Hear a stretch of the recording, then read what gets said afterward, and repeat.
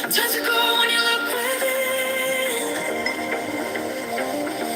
Wisdom moving through the dark like a spark in a sleepless mind. Go within and breathe deep. Feel the power you're meant to find.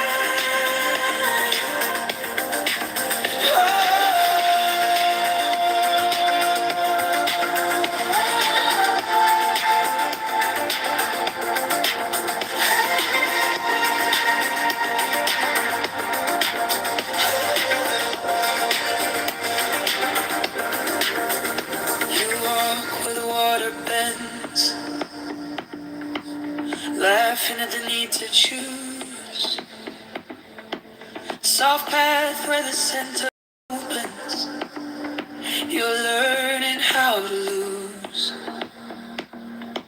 I count every step you take. Yes, You count every step I miss. time to go. 2 ways through the same wild garden. Me gently in a silent kiss. Yes, I'm down to go. Go within and breathe deep. There's a river under your skin. Every question you keep turns to gold when you look within. Wisdom moving through the dark like a spark in a sleepless mind. Go within and breathe deep. Feel the power you're meant to find. Hey. Name on name, till the naming falls away. Form on form, till the emptiness can stay. You and I, we disappear, just a pulse in a boundless sea. Praise that never needs a word, just a breath breathing you and me. Go within and breathe deep. There's a river under your skin. Every secret you keep, it's a gate you can walk back in. Wisdom moving through the dark like a spark in a sleepless mind. Within and breathe deep. Feel the power you're meant to find.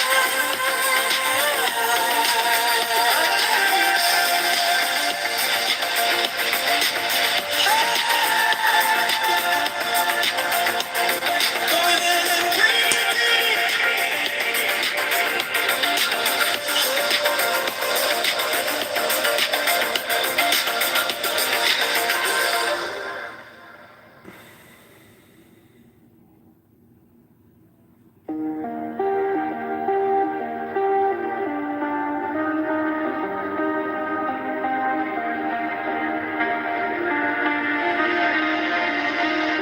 Ink in the morning sky, lines that you can't quite read.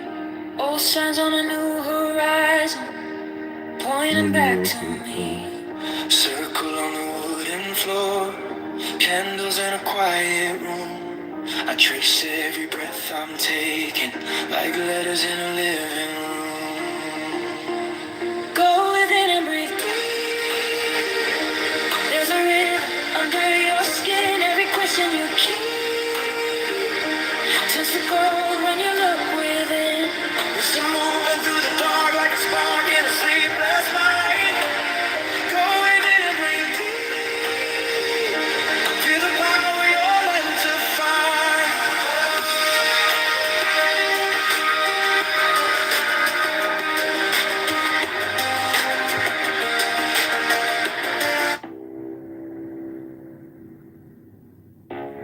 Oh, really? Where'd you get your intel?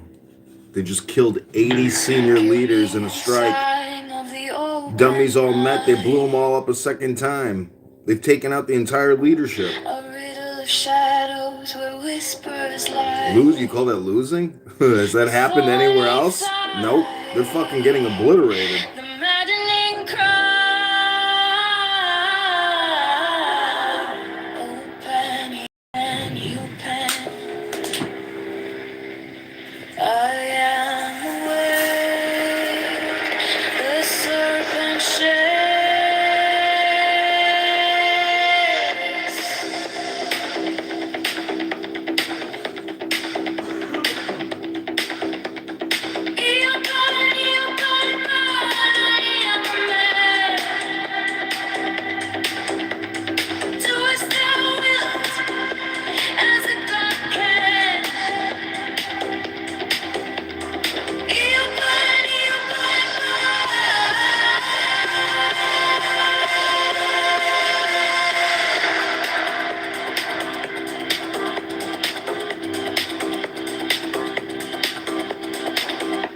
The eagle strikes with his jagged claw. The beasts emerge as the gods withdraw. A storm of silence, a broken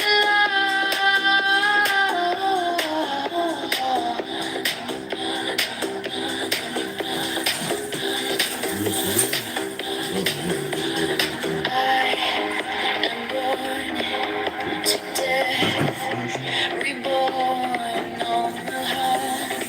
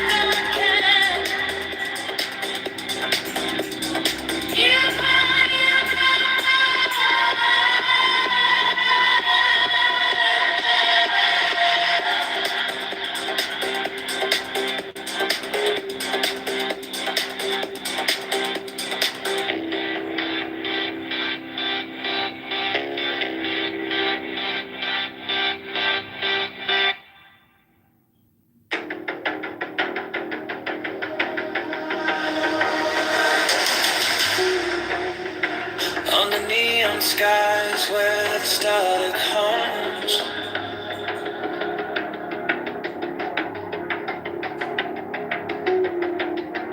shadows whisper truths as the bassline drums. The will is fire, unchained, untamed. No path is written, no soul is blamed. Thou hast no right but to do thy will. Feel the stars, let the silence fill your will. Unswaged, it's alive, it's still. Delivered from the lust of the thrill.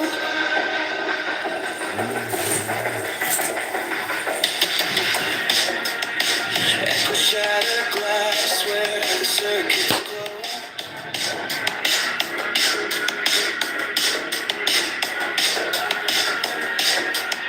The clock ticks slow, but it doesn't show. No purpose. Just a beat in sync. Every way perfect. On the edge, on the brink. No chains, no bars. Just a void to fill. Every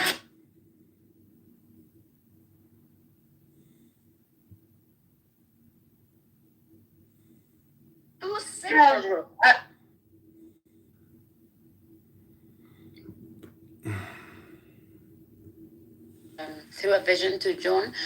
If we want to stay about speak about the reliability, we need to speak about it. Was it an event or someone claimed this?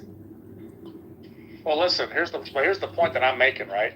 I don't want to bring this to the Quran, but fundamentally, the Quran makes the same type of claims that can't be verified. Right. So again, if you want to take that criticism, that's fine. We're going to stick to the Bible. I'm just saying, just so you understand this conversation, that kind of response that you've given me. I'm not going to take it that seriously because your Quran suffers from the same types of material, like the angel in the cave appearance, right? Again, we can go back and forth on that. Let's use arguments that we both can be consistent on. No, I think Draco. We're not using the same thing because Prophet Muhammad existed and Jesus existed. Both of them existed, but we have two parts of Christianity or two verses. She's simply Christianity. telling you that we have. She's simply trying to tell you there is a difference between the dream and the narration about a real event, a real actual event. That's it. And I think that we all agree on that. But what I'm saying is, right, the same claims made against the New Testament corpus can be made against the Quran corpus. You can make right? any. You can make so any. Let's say we are here objective. We are here objective. And we would prefer. Guys, hold on. Like you. Drake, you have been speaking for some time and you don't listen to the people who are. You don't listen. You talk too much. I'm sorry. You talk too much and you don't listen. No, you talk too much. Listen, bro. You're not understanding the point of this exercise, bro. The whole point of this is not to have arguments that we can use against each other on each other's texts. Let's talk about what we can be certain about. Let's talk about what we can be certain about. Any argument, Draco. It's about being objective.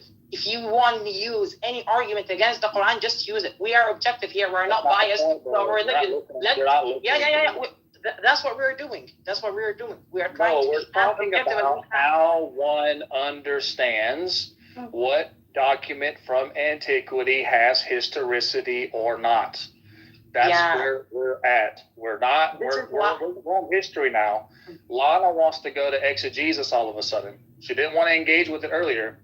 We're on history. I didn't. Hold a second, Draco. No, guys. I didn't want to respond because that was my first time hearing this verse, and I'm searching it. No. I didn't. So I need to study it and search about it more. That's not because I didn't want to engage. But hold a second. I want to say something about the verse that I mentioned that you Muhammad in the cave and the story of Jibril or whatever the angel. We have a different idea. We say Muhammad is a prophet who have a revelation from God, but John isn't a prophet nor Paul to have a revelation from Jesus through a vision. So when we're asking to have a reliability, no, it's not our plane. We don't believe only prophets have revelations. That is, you bring your Islamic thing on the Bible. No, actually, revelation is with the prophets. Hold on 1 second. It's very simple. All I have to do right now is say, listen, I appreciate that you responded that way. All I'm going to say to you in response is, look, I deny your presupposition and your assumption on whether a prophet or not. That's irrelevant to me. Because the Bible says that there are prophets, literally prophets, who can prophesy the future but can lead you after other gods. So again, this is irrelevant to me from my fundamental scriptures that I believe in, right? So again, I just deny this response from you. Because for me, it's not meaningful, it doesn't have any power, and it has no explanatory weight either, right? Yeah. So my point is, we are using very well, because you guys know very well that there could be, even as a Muslim, there can be somebody that appears and does great signs and wonders and prophesies, but then they lead you after another God that's not Allah. You would say it doesn't matter that they have the miracles. It doesn't matter that they're prophesying. They're contradicting the Prophet Muhammad and Allah. So again, this is a non-argument, Lana. So I'm telling you, it's irrelevant. we don't have this, Draco, because we don't have prophecies. We don't have the same concept that you have in your book. No, we don't have prophecies in the hadith. What are you talking about? No. This is good that he admitted this. Actually, we need for every book, even including the Quran, to prove the basis of why do we consider them an authority. Like, you cannot just say, okay, that is not Draco's point. Draco, just listen.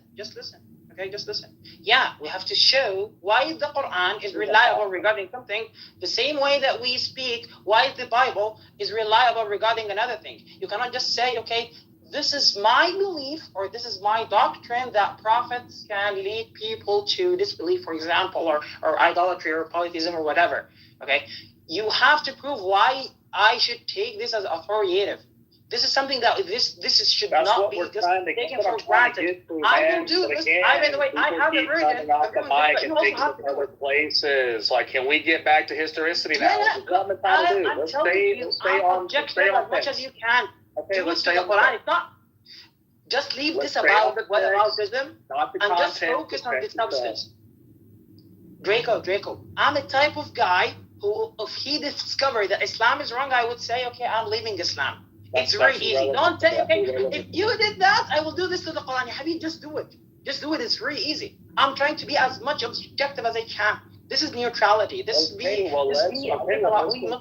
Please, for the love, let us continue, man. These are all guys gotta keep it let's down. Continue now. I'm making a claim that the Gospels. Okay, brother, do you have me blocked? Yeah, I have you blocked.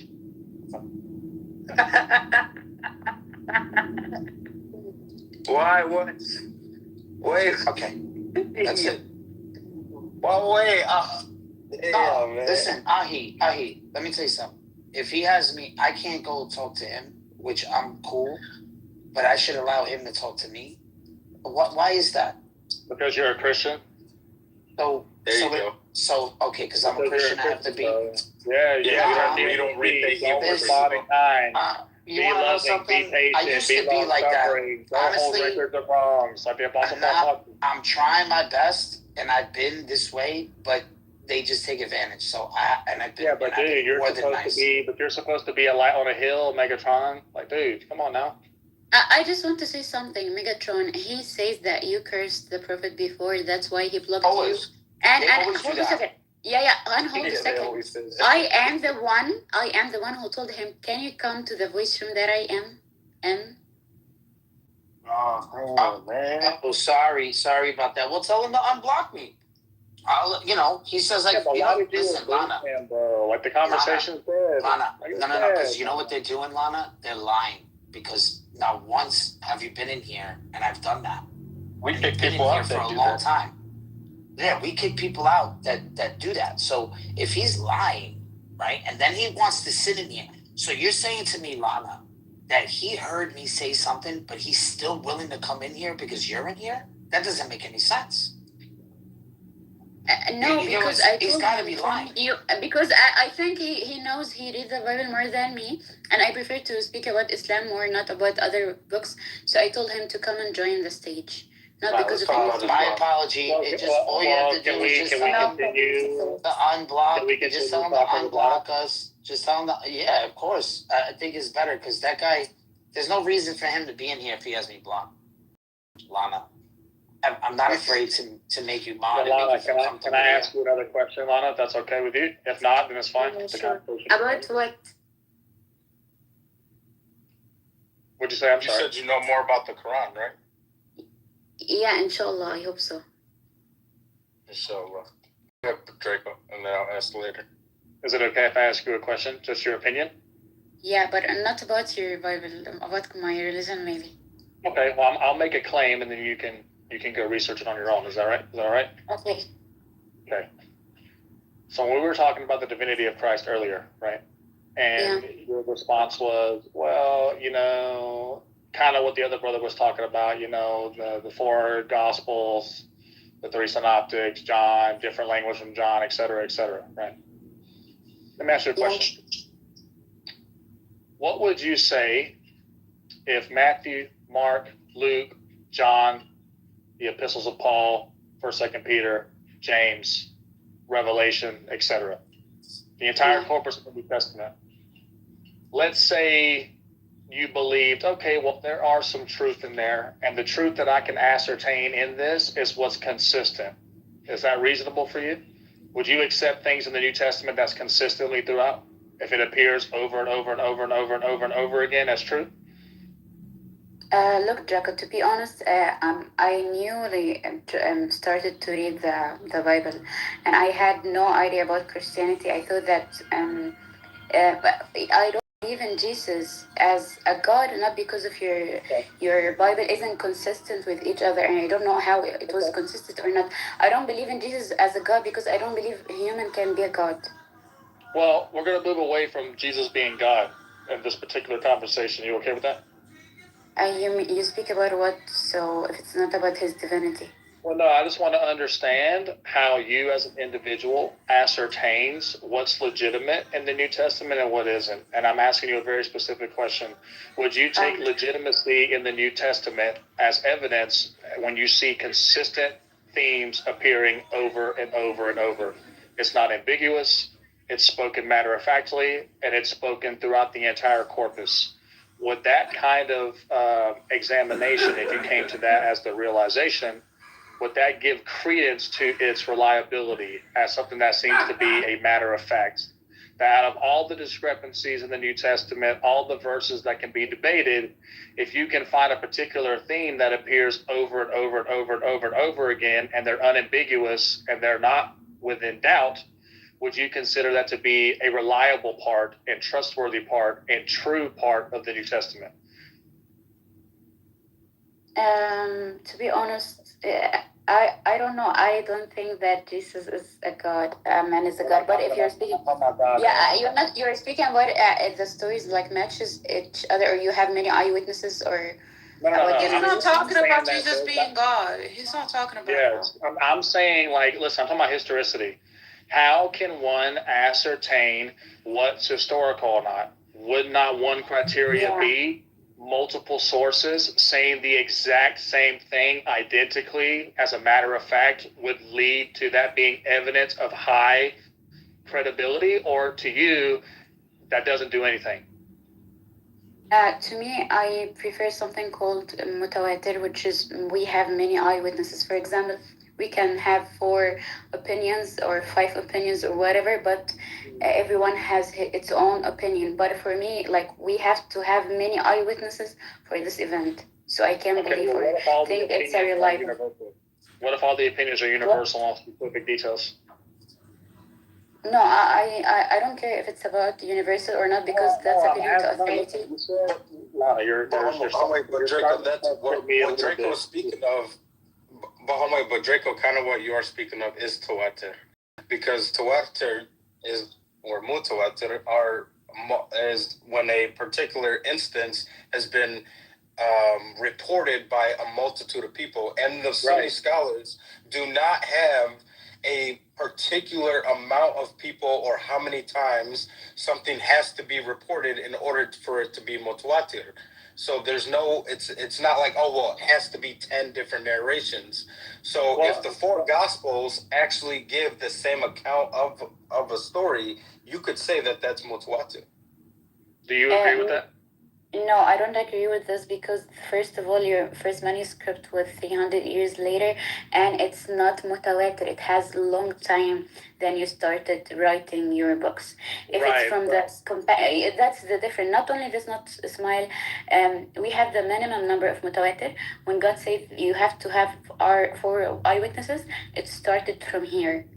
And we have many hadiths that maybe have 62 of the companions of the Prophet Muhammad listen to the Prophet saying this hadith. For example, I only take mutawatir hadith.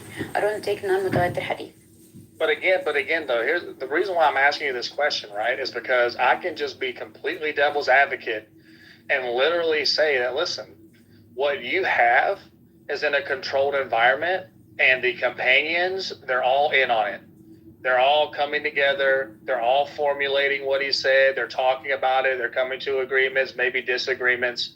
I'm saying that I could just sit here and say, look, what you have isn't that much convincing either. I don't know these individuals. You're saying that they're trustworthy. Why? Because of the tradition you appeal to itself. Your whole argument for their trustworthiness is circular, right? You appeal to the same community. You appeal to the very same community to validate the community. That's fundamentally what you do. That's what everybody does when it comes to history. You understand that, right? No, actually, Draco, you have to understand there's a sense of possibility we have.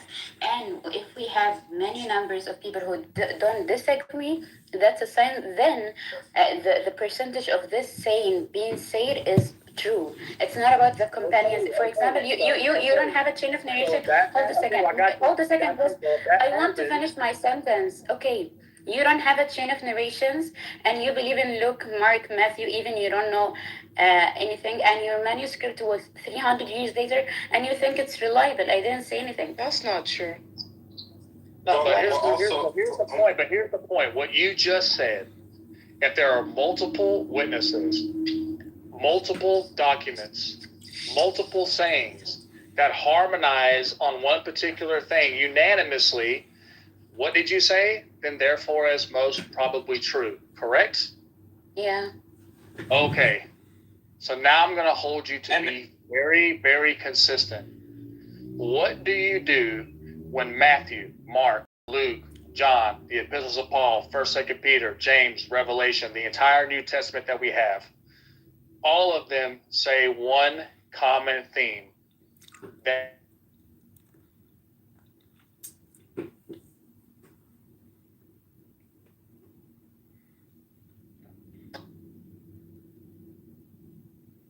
what process slave labor. Fundamentally, it's a pyramid scheme. Because everybody looks at the few people at the top, they all want to make it to the top. They don't realize that the only thing holding up the top is this contest to become.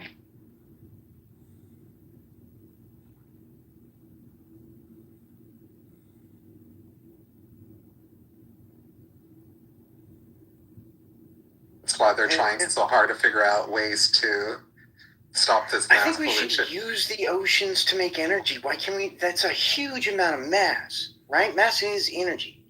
It's a huge amount of moving mass. Just fucking put a propeller in there and hook it up to an electric line, right? It's almost like make one big electric turbines, have water turbines. What? I said you're just like make one big ass electric grid, you know? I mean, but in a way you're right though, because if we use the ocean for electrical Is the room boring? Wait, Anthony has you blocked? Yes, of course. As he should have.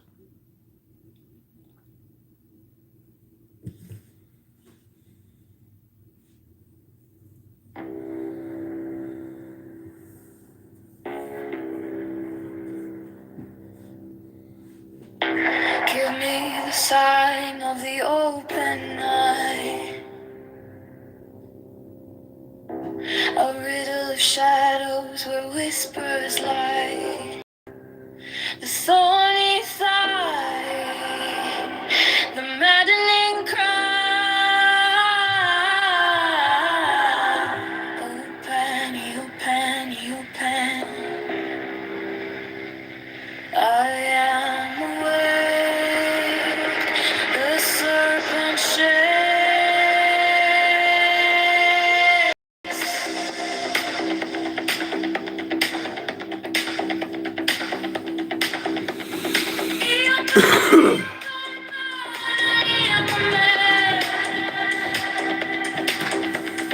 do as thou wilt, as a God can.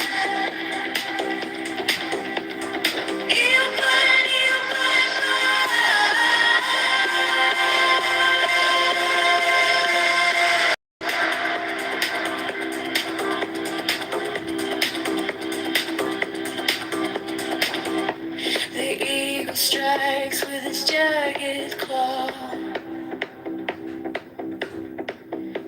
The beasts emerge as the gods withdraw.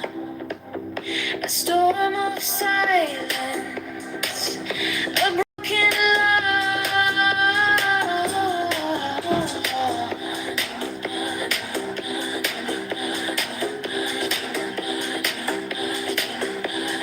I am born to death, reborn on the hunt.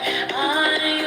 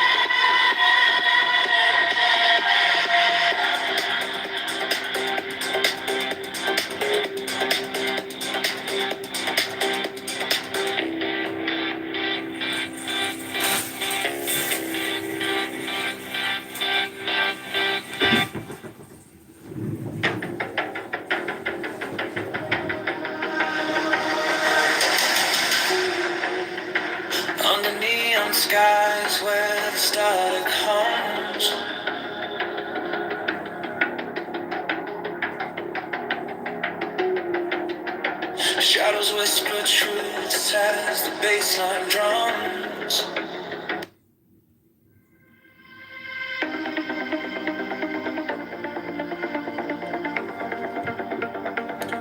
De Lambarat! Geliting Shabe!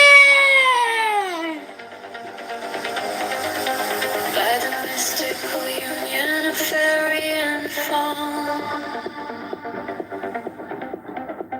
I dance in the shadows from dusk until dawn. Unspoken whispers that drift through the trees. Unbroken the vow carried soft on the breeze.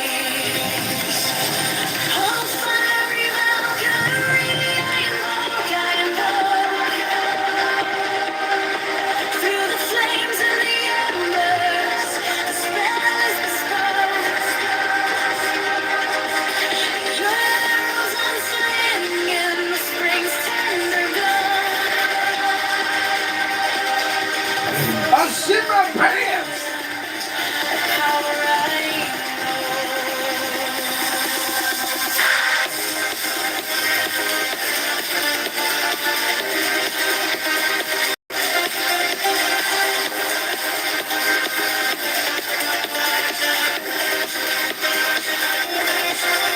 a secret communion of hearts left unsung.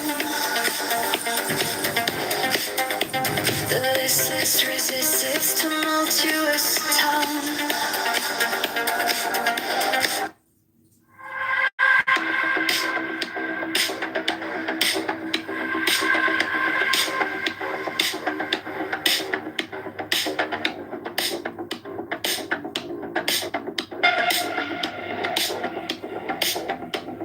Shadows dance, thrill with the lust of life.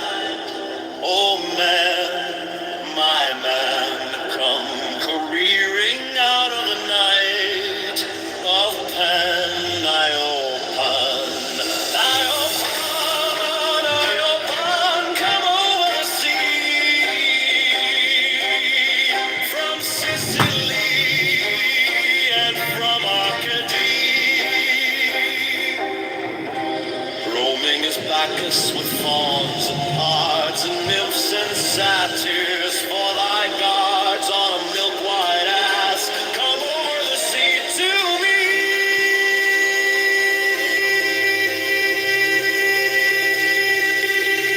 To me.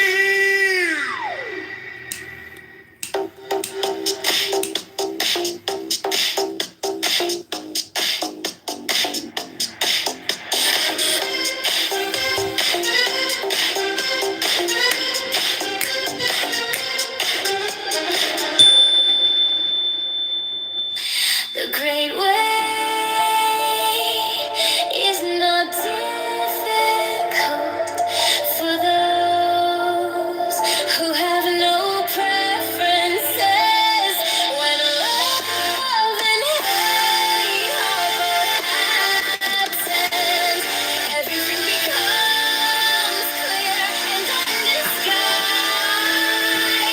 Make the smallest distinction, however, and heaven and earth. I am Pan. Ooh.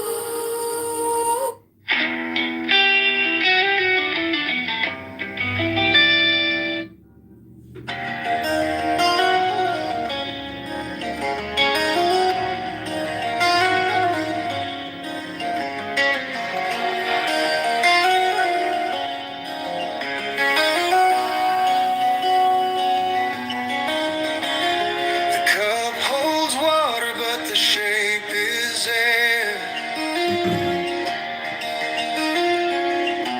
What's a path if no one's walking there? A mirror reflects, yet it's hollow inside. The world turns outward, but it spins from the mind.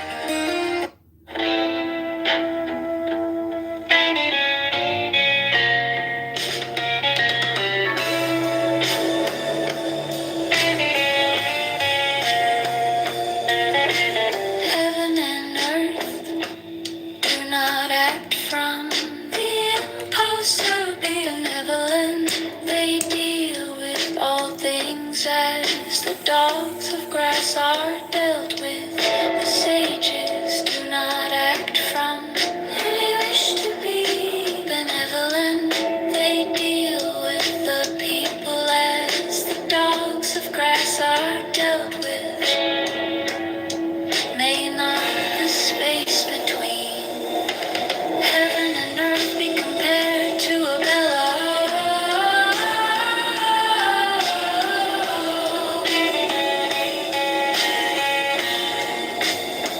'Tis empty, yet it loses not its power.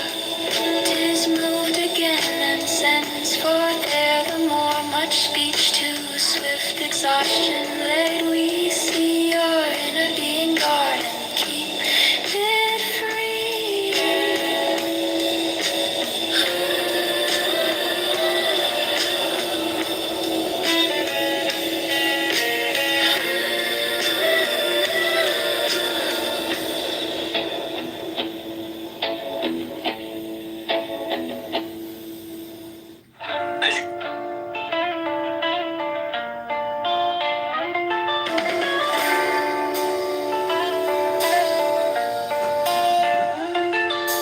Heaven and earth do not act from any wish to be benevolent.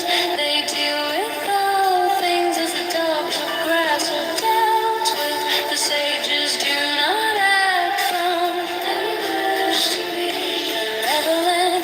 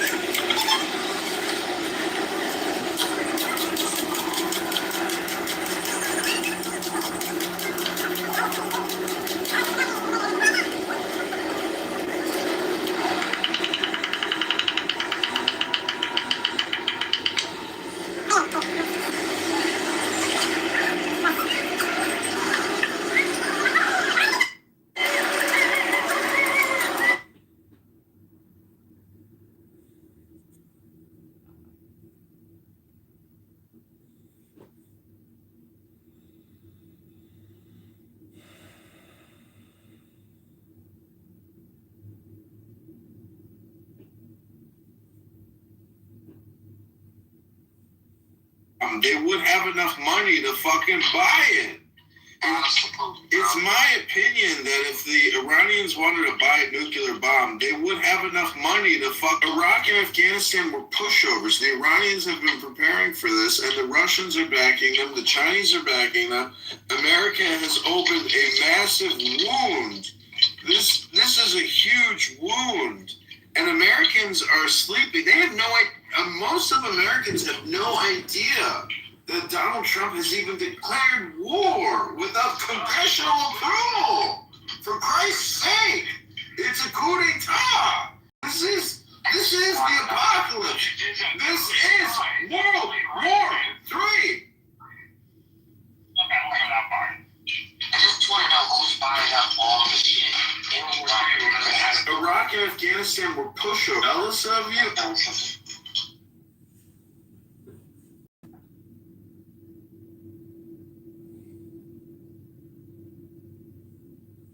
No, fuck my Covidian fucking wisdom, bitch. I know about the Covidians, nigga.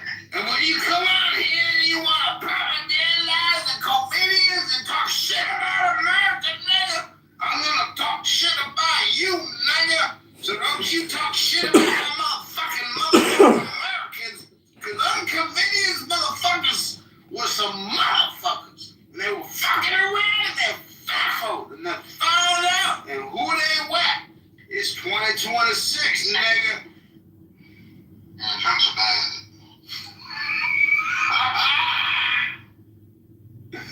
That's a good one. Y'all pissing off? Like, what the fuck is... KB ain't gonna go nowhere.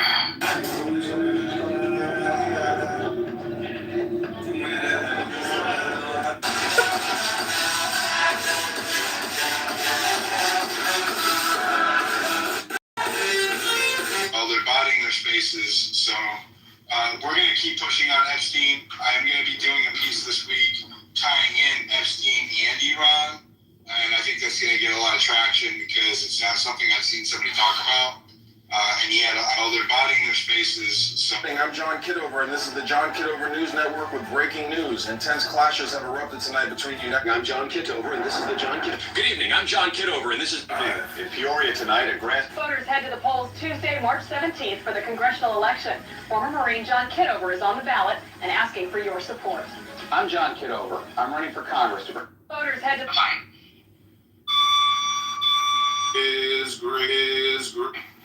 I have to see a direct, absolutely not about this. And the most glorious prophet of Islam there's ever been. Because... listen, but I'm being very serious. Listen. I'm being very serious too. They're killing us already. They're killing Americans now. They killed 3 Americans already. They killed 3 Americans in Austin. They're fucking terrorists. We gotta blow them all up. Send them straight to Allah. And then we can declare that Donald John Trump is the new and the last and the greatest and the most glorious prophet of Islam there's ever been. Because Muhammad Abdul, obviously, is not the last and the greatest prophet of Islam. It's Donald John Trump. And it's about time that the Muslims of this world begin to accept DJT as the last, the greatest, and the most glorious of all prophets of all time, Rabbana Shalom.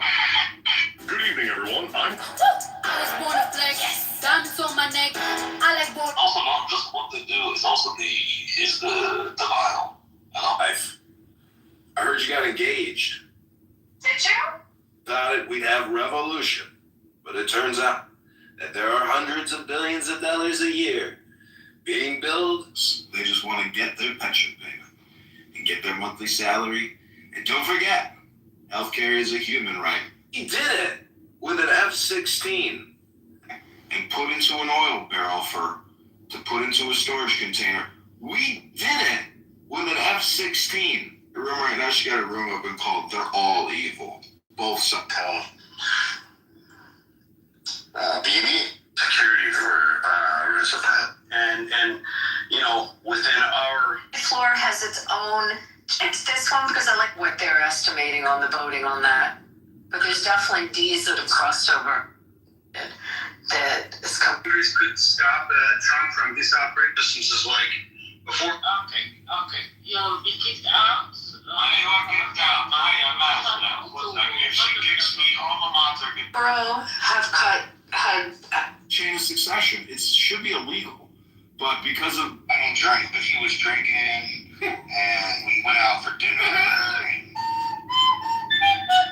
Followers of them for most people, but since you're an actual human being who's authentic, I mean, like a bird will prefer watch that snake die. Just super freak. I was like pleasantly surprised that you... Are you bougie? Bougie, touche, touche, bougie? maybe. We both show love, but you still don't have as nice as a house as the Chinaman on your corner, right? They both... Ignorance. I don't know. That's like a very preschool kind of lexicon. You think it's pedestrian? A little bit, yeah. Are you bougie? A big, fat, disgusting pig who's got a huge herpes sore right here in the center of his lip.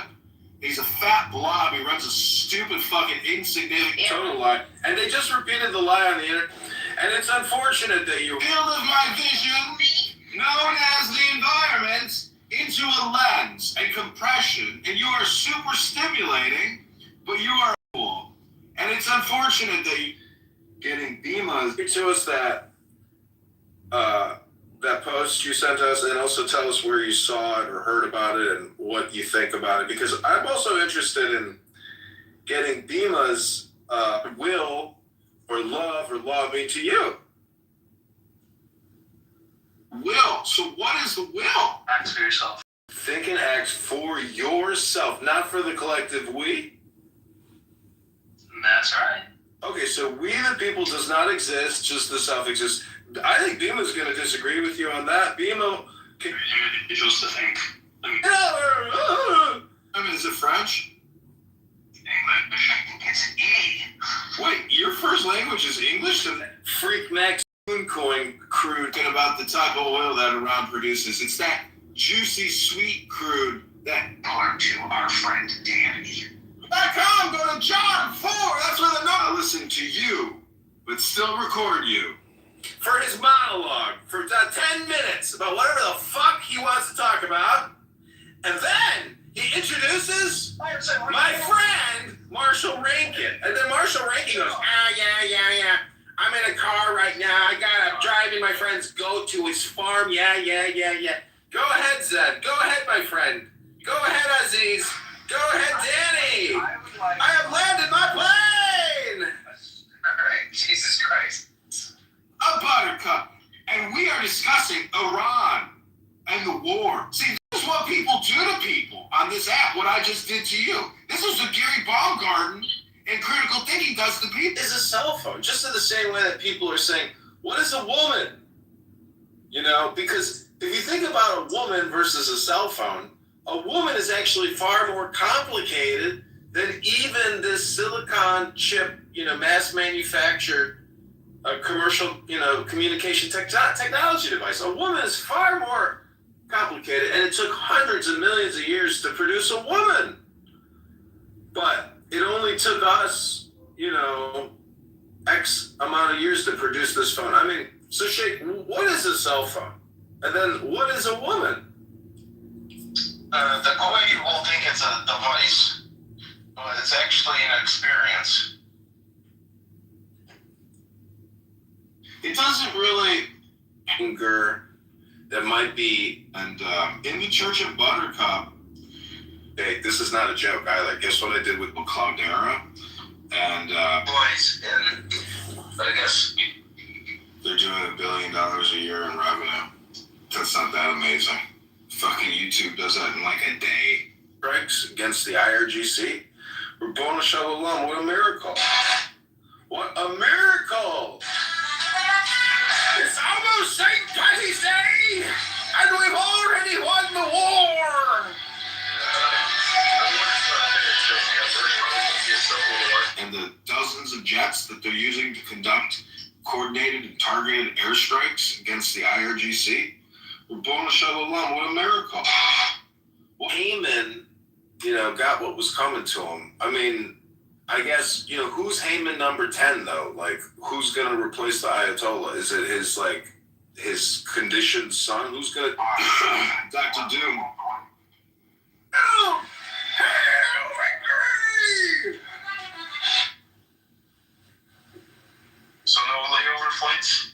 Did you see the news? The Ayatollah's been confirmed dead. They have a photo of his body. Yeah, I've been seeing it on social media. Oh, hail victory! U.S. personnel in the region doing this not to protect all of us. You will face certain death. Take over your government. It will be yours to take. This will be probably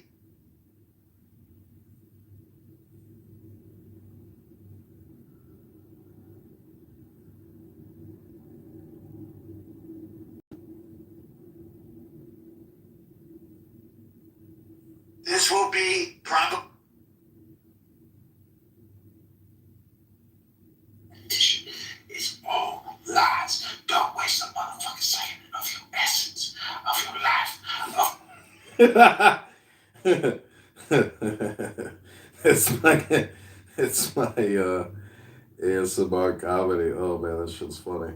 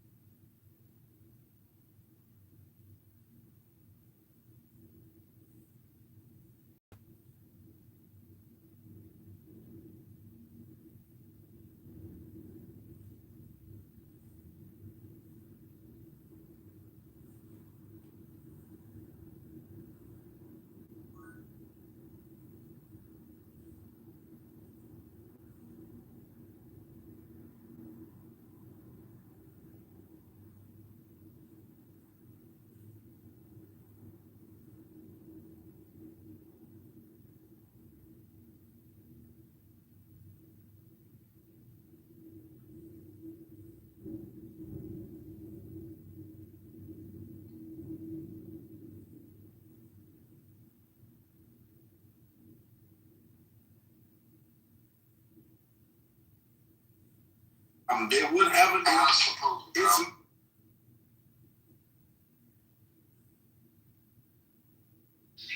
Look into this, and I haven't, right? But it'd be interesting to see how many emails. Speaker, we have waited months for transparency. The Department of Justice has stonewalled.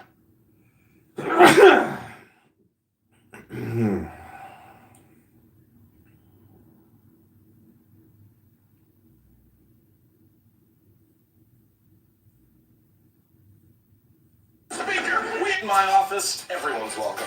As your councilman, I work for seniors, kids, and even the guy who keeps parking in front of my driveway. I keep every concern right here. Oh, hold that thought. This is what happens when people... I drive... Midnight Tuesday, the transfer happens. Midnight Tuesday, the transfer happens under the bridge. Right. No report.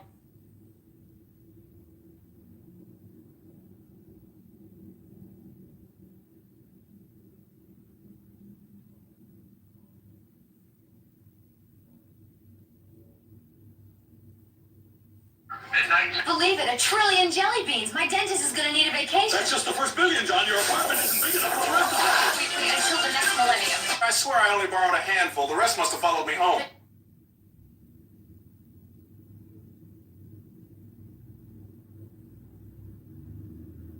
All right, fellas, this AI video creator promised to make us rich and cast us in every scene. I like the sound of that. Whoa, look at that cash. Cha-ching! Wait, it's speeding up.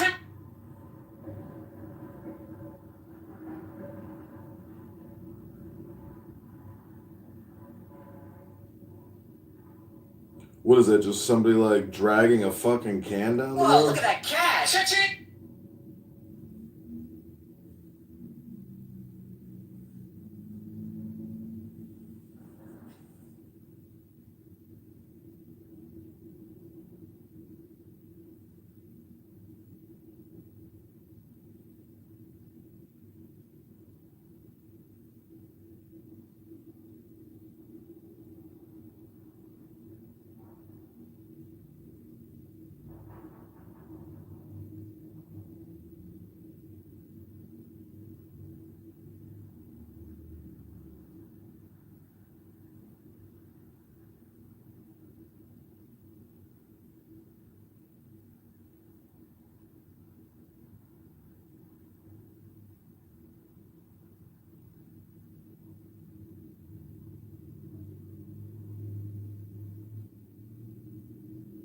I'm John.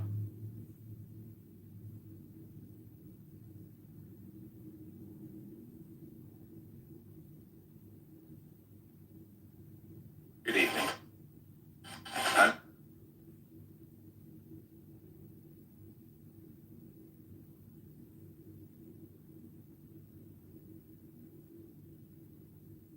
Evening.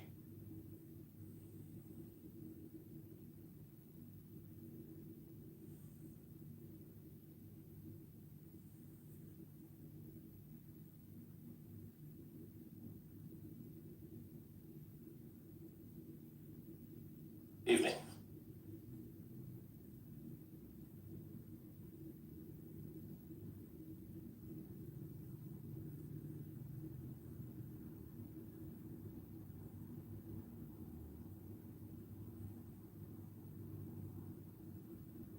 Evening. I'm.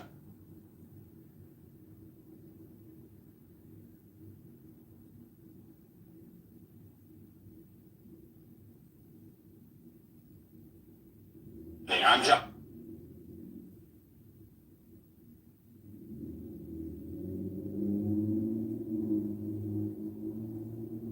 I'm.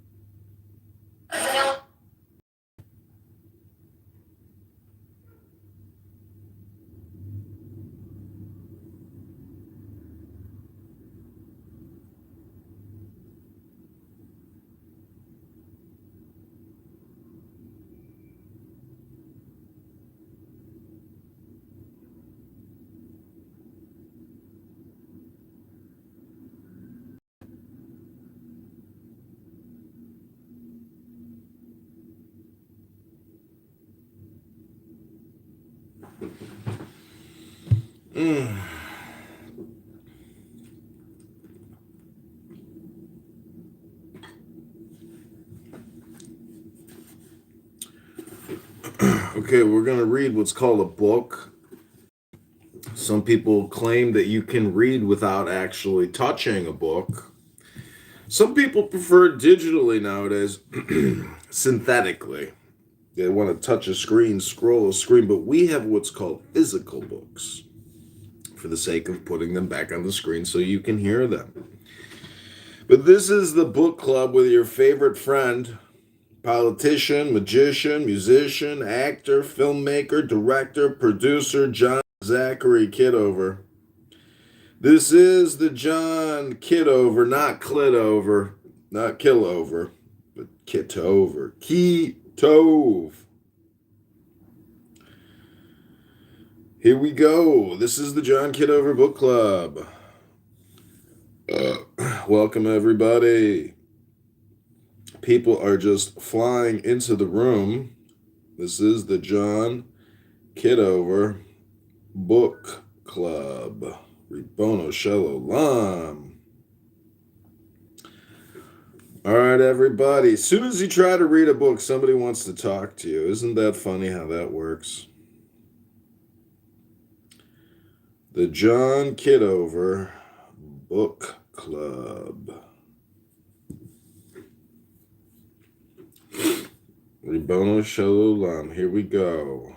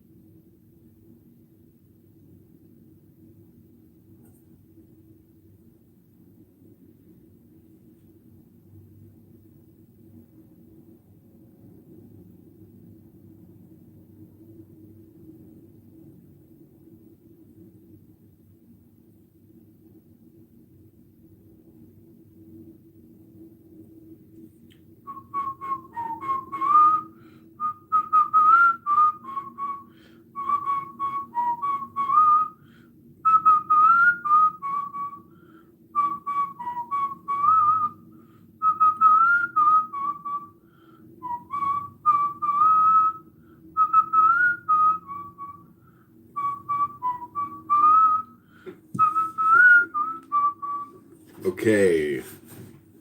Welcome to the John Kitover Book Club.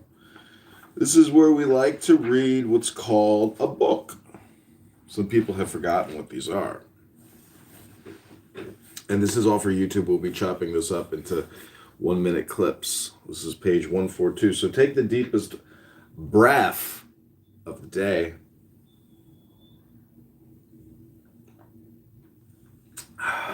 Here. See what John Huss says in his letter, the 43rd letter towards the end. A doctor of theology said to me, in everything I should submit myself to the council. Everything would then be good and lawful for me.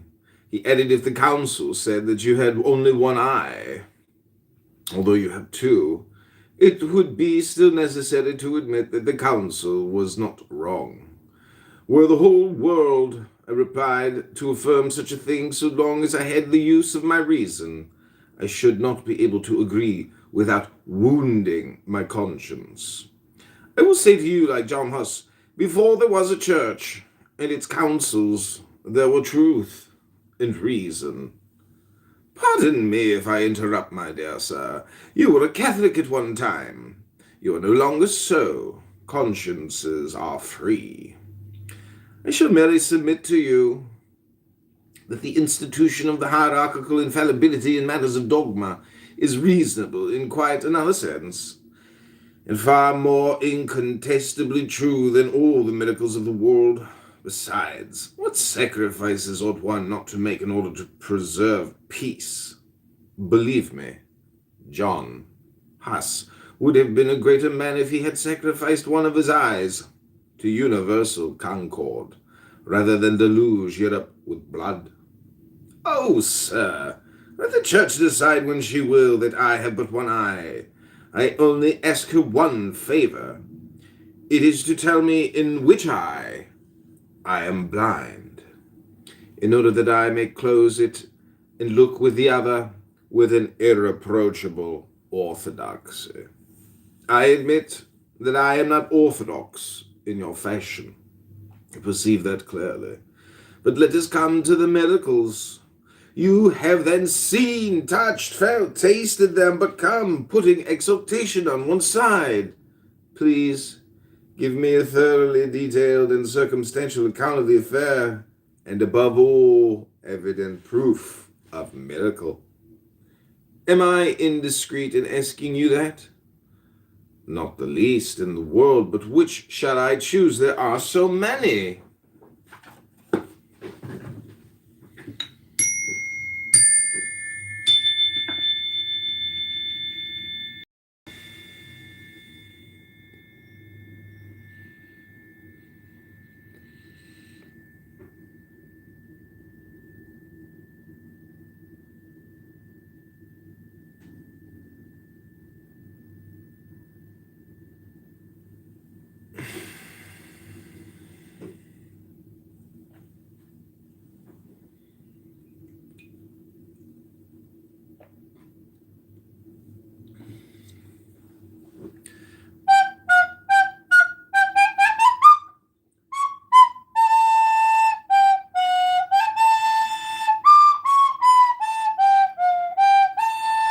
This is the musical portion of the John Kitover Book Club.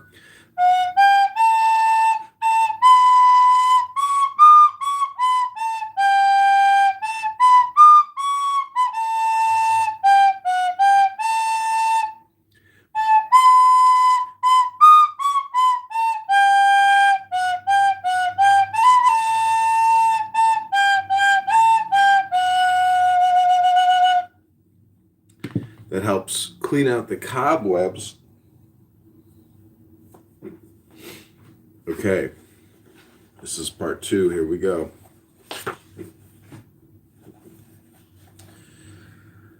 Let me think, added Mr. Madrol. After a moment's reflection and with a slight trembling in the voice, the prophet is in London, and we are here.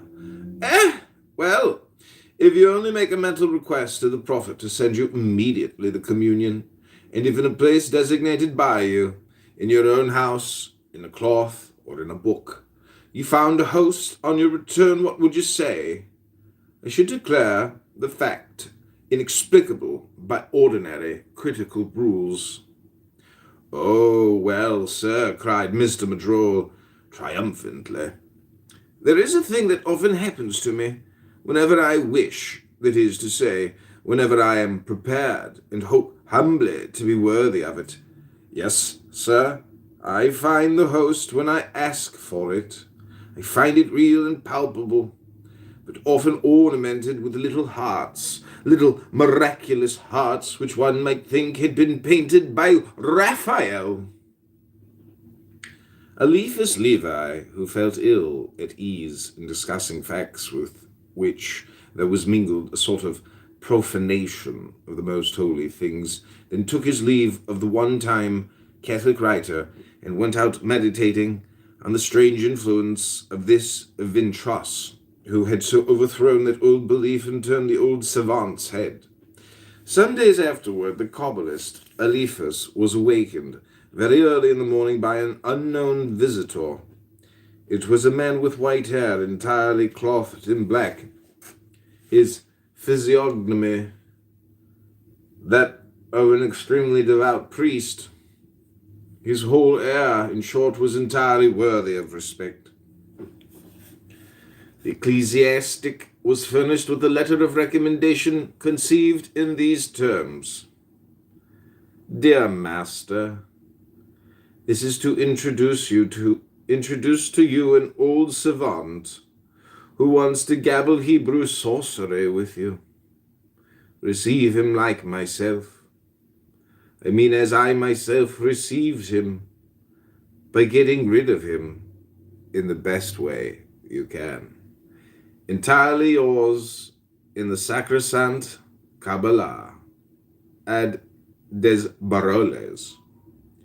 Reverend sir, said Eliphas, smiling after having read the letter, I am entirely at your service, and can refuse nothing to the friend who writes to me. You have then seen my excellent disciple, des Baroles? Yes, sir. I found in him a very amiable and very learned man. I think both you and him worthy of the truth, which has been lately revealed by astonishing miracles, and the positive revelations of the Archangel, Saint Michael. Sir, you do us honor. Has then the good Des Baroles astonished you by his science? Oh, certainly he possesses in a very remarkable degree the secrets of chiromancy. By merely inspecting my hand, he told me nearly the whole history of my life. He is quite capable of that. But did he enter into the smallest details? Sufficiently, sir, to convince me of his extraordinary power. Did he tell you that you were once the vicar of Mont Louis in the Diocese of Tours, that you are the most zealous disciple of the ecstatic Eugene Vintras, and that your name is Chavot?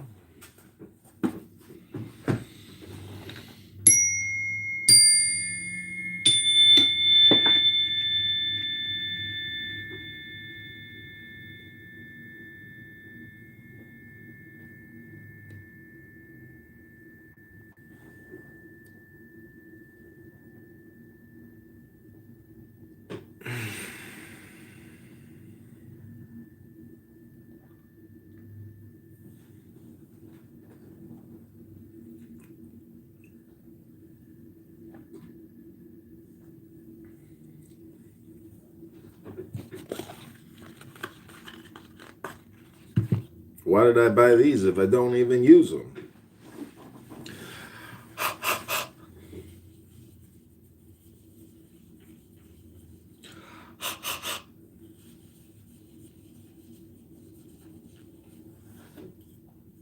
Battery 100%. Battery is at 100%.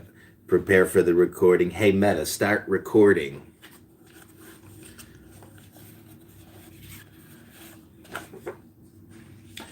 It was a veritable thunderbolt.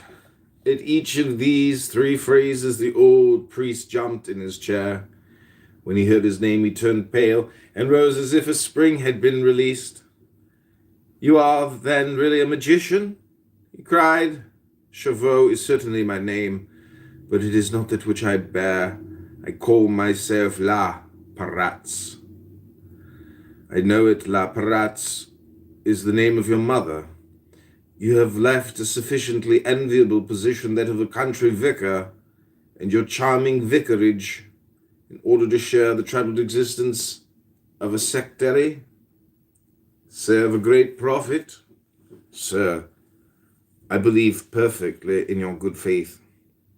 But you will permit me to examine a little the mission and the character of your prophet. Yes, sir. Examination. Full light. The microscope of science. That is all we ask.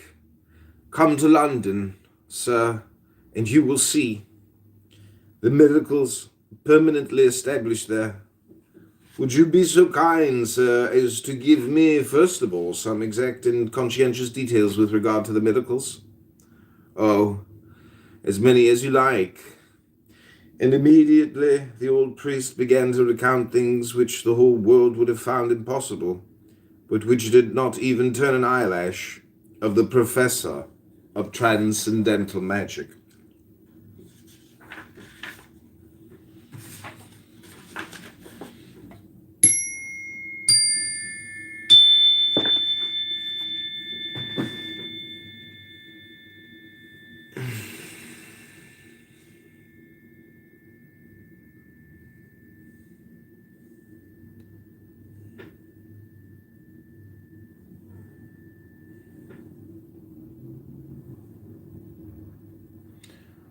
Okay, we're going to dedicate this song to you, the listener, whoever you are. May this little verse on my Xenon, this is called a Xenon, or a recorder. I think everybody in America was issued these over a period of like 20 years. But nobody ever figured out how to actually play it because people were too busy watching TV. Now you can watch me on YouTube play what's called a recorder, but it's labeled Zen. On Zen. Here we go.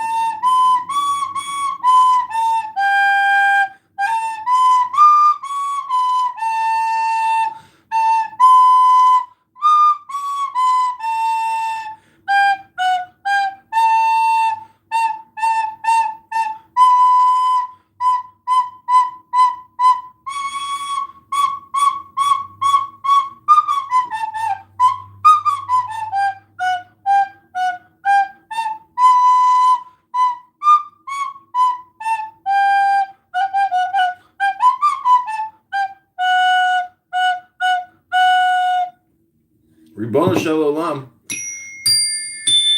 Never had one lesson. Don't know a note from a goat, and I don't know a goat from a bloat. I had too much chicken shawarma last night, and then I had Chipotle on top of it. So let's get back to work here. Here we go. This is page 146 of The Secret Key of the Mysteries.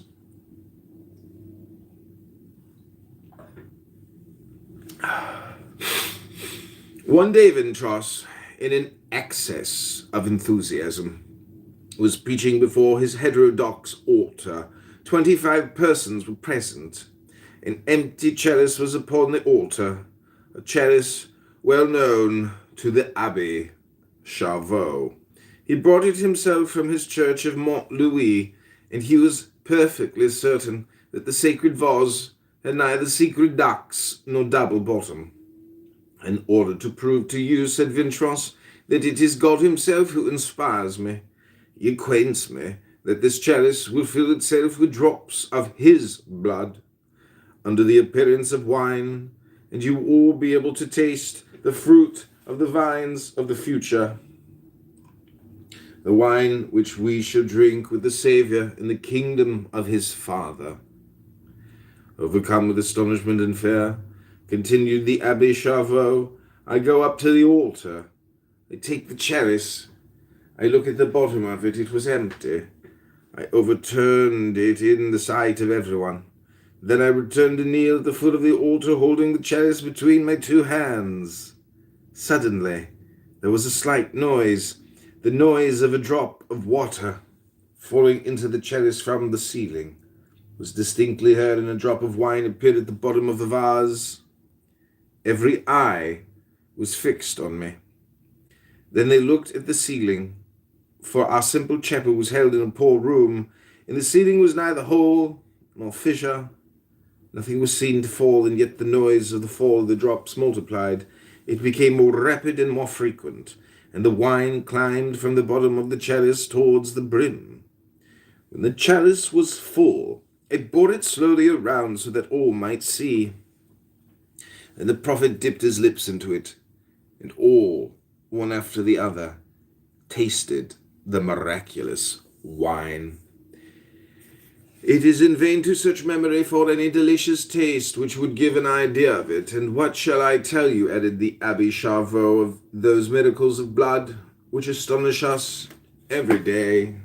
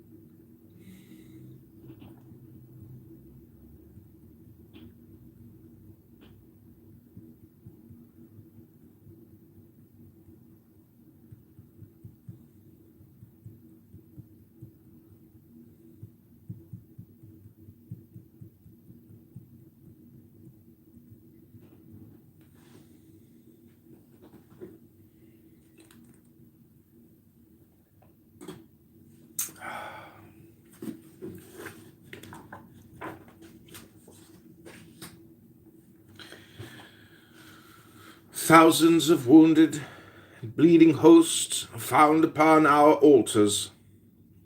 Sacred stigmata appear to all who wish to see them. The hosts, at first white, slowly become marked with characters in hearts and blood. Must one believe that God abandons the holiest objects to the false miracles of the devil? Should not one rather adore and believe that the hour of the supreme and final revelation has arrived? Abbé Charveau, as he thus spoke, had in his voice that sort of nervous trembling that Eliphas Levi had already noticed in the case of Mr. Madrol. The magician shook his head pensively, then suddenly, "Sir," said he to the abbé, "you have upon you one or two of these miraculous hosts. Be good enough to show them to me." "Sir, you have some, I know it. Why should you deny it?" "I do not deny it," said Abbé Charveau, "but you will permit me not to expose the investigations of incredulity, objects of the most sincere and devout belief." "Reverend sir," said Eliphas gravely. Incredulity is the mistrust of an ignorance almost sure to deceive itself. Science is not incredulous. I believe to begin with in your own convictions, since you have accepted a life of privation and even of reproach in order to stick to this unhappy belief. Show me then your miraculous hosts, and believe entirely in my respect for the objects of a sincere worship. Oh, well, said the Abbé Chauveau, after another slight hesitation, I will show them to you.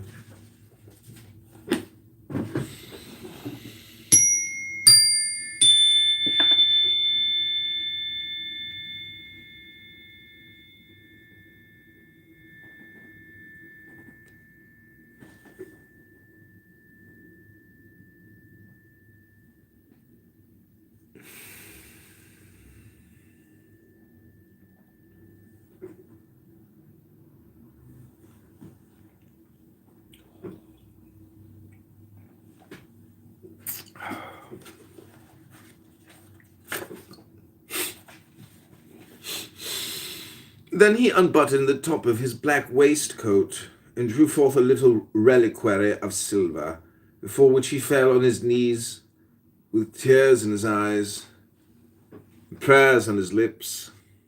Eliphas fell on his knees beside him, and the abbé opened the reliquary. There were in the reliquary 3 hosts, one whole, the 2 others almost like paste, and as it were kneaded with blood. The whole host bore in its center a heart in relief on both sides, a clot of blood molded in the form of a heart, which seemed to have been formed in the host itself in an inexplicable manner. The blood could not have been applied from without, for the imbibed coloring matter had left the particles adhering to the exterior surface quite white. The appearance of the phenomenon was the same on both sides. The master of magic was seized with an involuntary trembling. His emotion did not escape the old vicar, who, having once again done adoration and closed his reliquary, drew from his pocket an album and gave it without a word to Eliphas. There were copies of all the bleeding characters which had been observed upon hosts since the beginning of the ecstasies and miracles of Vintros. There were hearts of every kind, and many different sorts of emblems, but 3 especially excited the curiosity of Eliphas to the highest point. Reverend sir, said he to Chauveau, do you know these 3 signs? No, replied the abbé ingenuously, but the prophet assures us that they are of the highest importance, and that the hidden signification shall soon be made known, that is to say, the end of the age. Oh, well, sir, solemnly replied the professor of magic, even before the end of the age, I would explain them to you. These 3 Kabbalistic signs are the signature of the devil.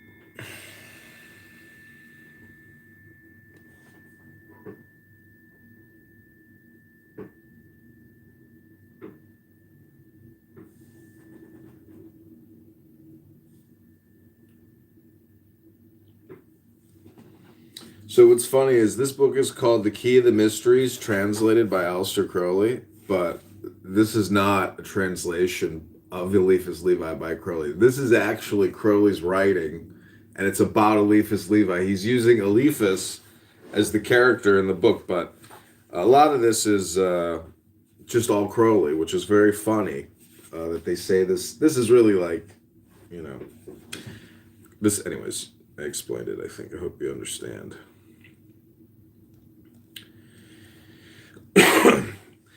It is impossible, cried the old priest.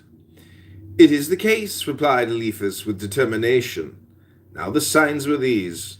First degree, the star of the microcosm, or the magic pentagram.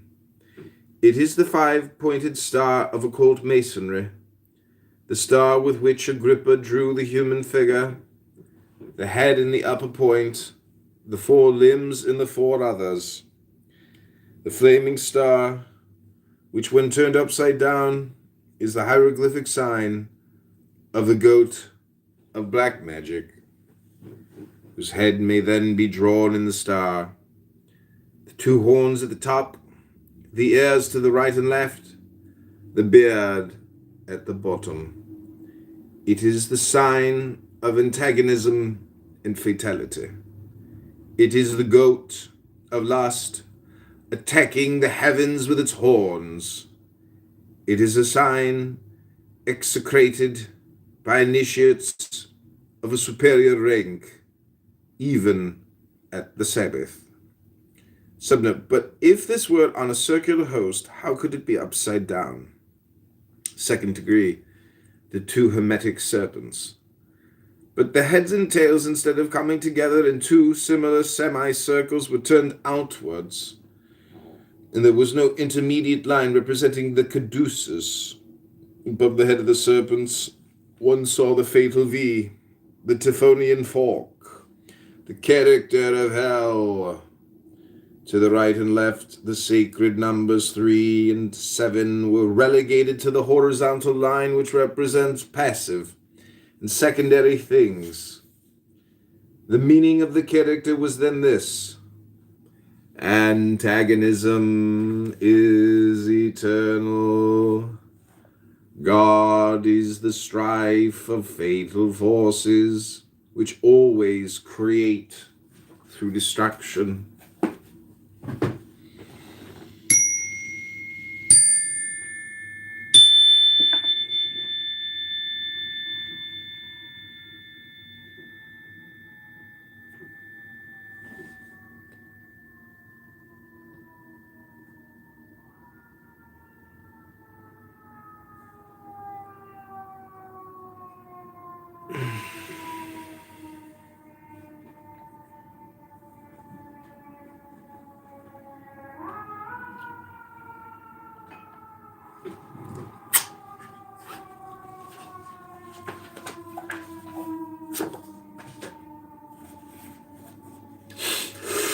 The things of religion are passive and transitory.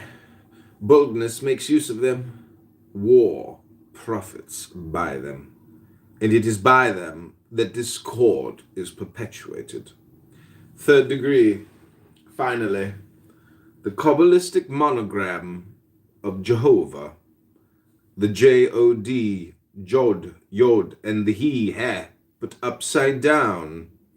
This is, according to the doctors of occult science, the most frightful of all blasphemies. It signifies, however one may read it, fatality alone exists, God and the Spirit are not. Matter is all. Spirit is only a fiction of this matter demented. Form is more than idea, woman more than man, pleasure more than thought, vice more than virtue, the mob more than its chiefs, the children more than their fathers, folly more than reason. That is what was written in the characters of blood upon the pretended miracles, miraculous hosts of Intros. We affirm upon our honor that the facts cited above are such as we have stated, and that we ourselves saw and explained the characters according to magical science and the true keys of the Kabbalah. The disciple of Intros also communicated to us the description and design of the pontifical vestments given, said he, by Jesus Christ himself to the pretended prophet during one of his ecstatic trances. Intros had these vestments made and cloths himself with them in order to perform his miracles. They are red in color. He wears upon his forehead a cross in the form of a lingam, and his pastoral staff is surmounted by a hand, all of whose fingers are closed, except the thumb and the little finger. Now, all that is diabolical in the highest degree, and is not a really wonderful thing, the intuition of the signs of a lost science.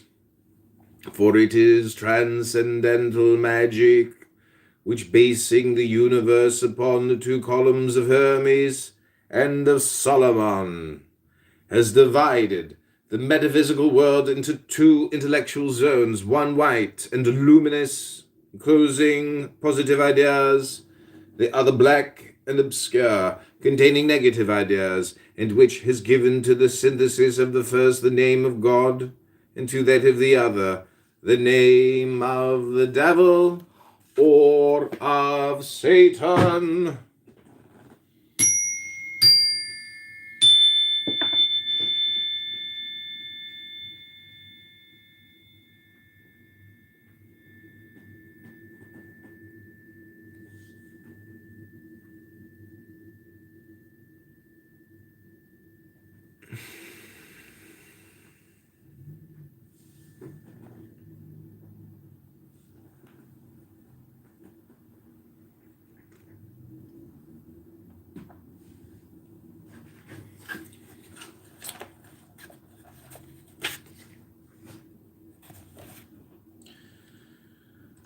The sign of the lingam, borne upon the forehead, is in India the distinguishing mark of the worshippers of Shiva, the destroyer. For that sign being that of the great magical arcanum, which refers to the mystery of universal generation, to bear it on the forehead is to make profession of dogmatic shamelessness. Now, say the Orientals, the day when there is no longer modesty in the world given over to debauch, which is sterile, will end at once for lack of mothers. Modesty is the acceptance of maternity. The hand with the three large fingers closed expresses the negation of the ternary, of the natural forces alone. The ancient Hierophants, as our learned and witty friend Desbaroles is about to explain in an admirable book, which is at present in the press, had given a complete resume of magical science in the human hand. The forefinger, for them, represented Jupiter, the middle finger, Saturn, the ring finger, Apollo, or the sun.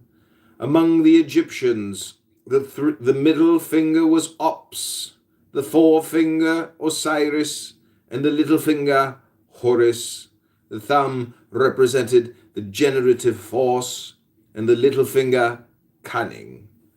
A hand showing only the thumb and the little finger is equivalent in the sacred hieroglyphic language to the exclusive affirmation of passion and diplomacy. It is the perverted and material translation of that great word of St. Augustine. Love, and do what you will. Compare now this sign with the doctrine of Mr. Madrol. The most imperfect and the most apparently guilty act of love is worth more than the best of prayers. And you will ask yourself, what is that force which, independently of the will, and of the greater or less knowledge of man, for Vintras is a man of no education, formulates its dogmas with signs buried in the rubbish of the ancient world, rediscovers the mysteries of Thebes and of Eleusis, and writes for us the most learned reveries of India with the occult alphabets of Hermes? What is that force? I will tell you. But I have still plenty of other miracles to tell, and this article is like a judicial investigation. We must, before anything else, complete it.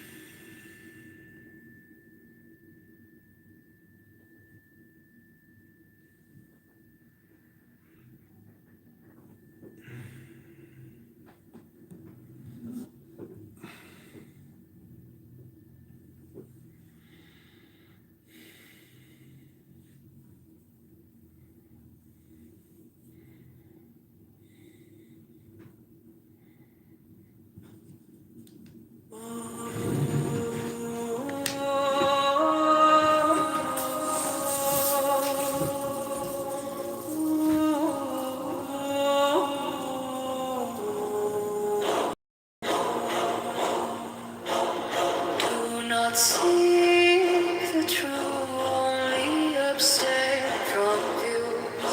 Do not dwell in dual views. Be careful not to pursue them. The slightest trace of right and wrong, and mind is lost in confusion. One being is the source of the two. However, do not even maintain the one. With one mind, there is no arising, and everything is without blame. No blame, no thing, no arising. The subject follows when the object ceases. The object is expelled when the subject sinks. The object is related to the subject. The subject is related to the object. If you want to know these two, their origin is one emptiness.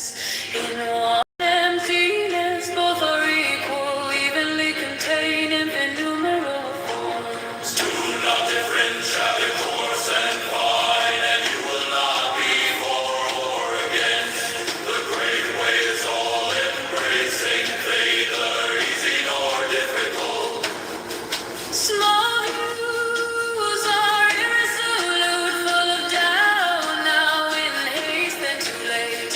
Grasp beyond measure, and you will go astray. Letting go leads to spontaneity. Essence neither goes nor abides. Accord your nature with the way and go free of troubles. Better thinking strays from the real. It darkens, sinks, and spoils. Too weary the spirit is not good. Of what you saw strange and familiar. Been following the own vehicle. Do not dislike the sixth sense objects. Not dislicking the sixth sense objects. Turns out equal to perfect wickedness. The wise performs through non-action. The fool ties himself. Things are not different. Ignorance leads to preference.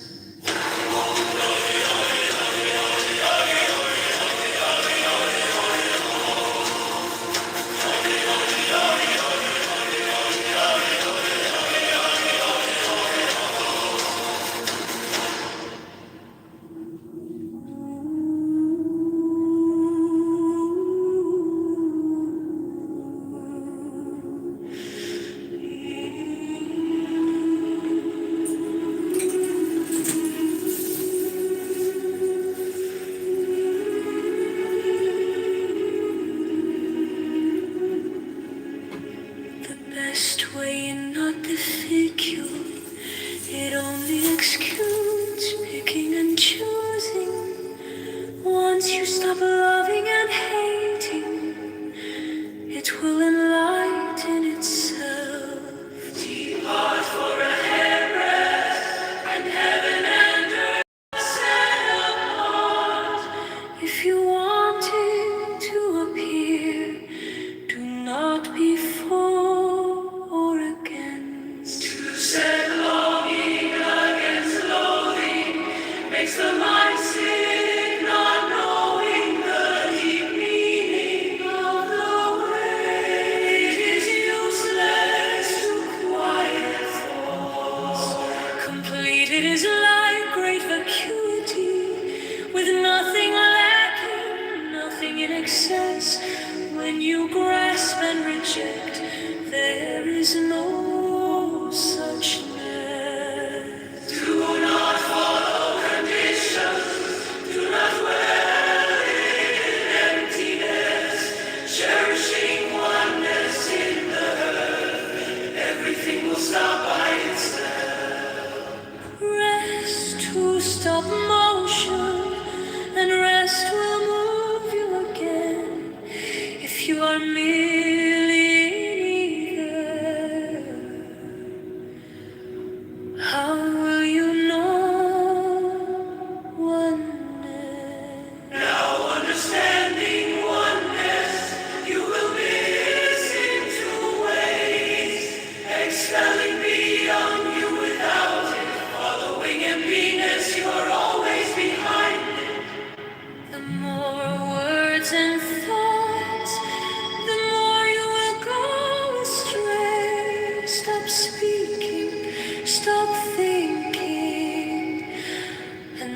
is nothing you cannot understand. Return to the roof and obtain the purport.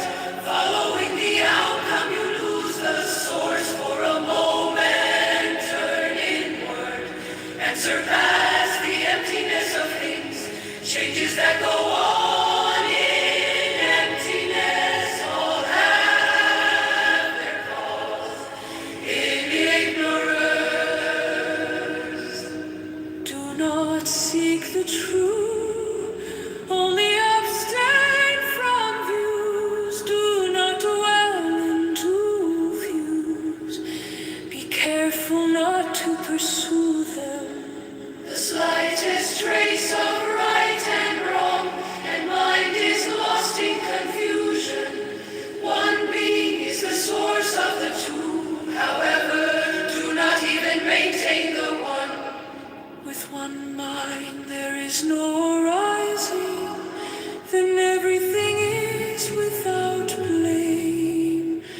No blame, no things, no arising, no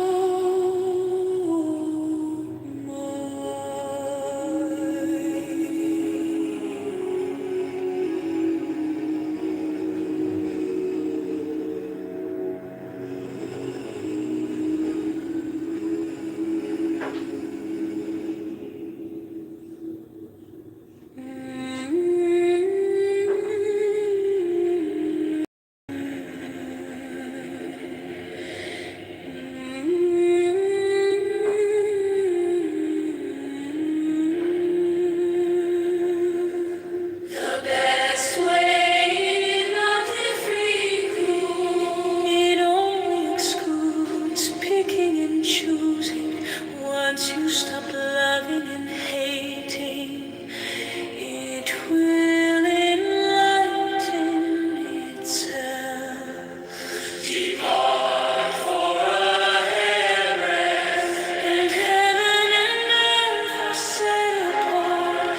If you want it to appear, do not be for or against. To set longing against loathing makes the mind sick, not knowing the deep need. It is useless to quiet thoughts. Only it is like great vacuity with nothing lacking, nothing in excess. When you grasp and reject, there is no suchness. Do not follow conditions. Do not dwell in emptiness. Cherishing oneness in the earth, everything will stop by itself. Rest to stop motion, and rest will move you again. If you are merely in ether, how will you know oneness? Means belief or faith. This is not the faith in the ordinary sense. It is a Okay, this is the John Kitover Book Club. I hope you're enjoying this book reading. We're about 46 minutes into it. Rabbona Shalom. Hit that like button and subscribe right now.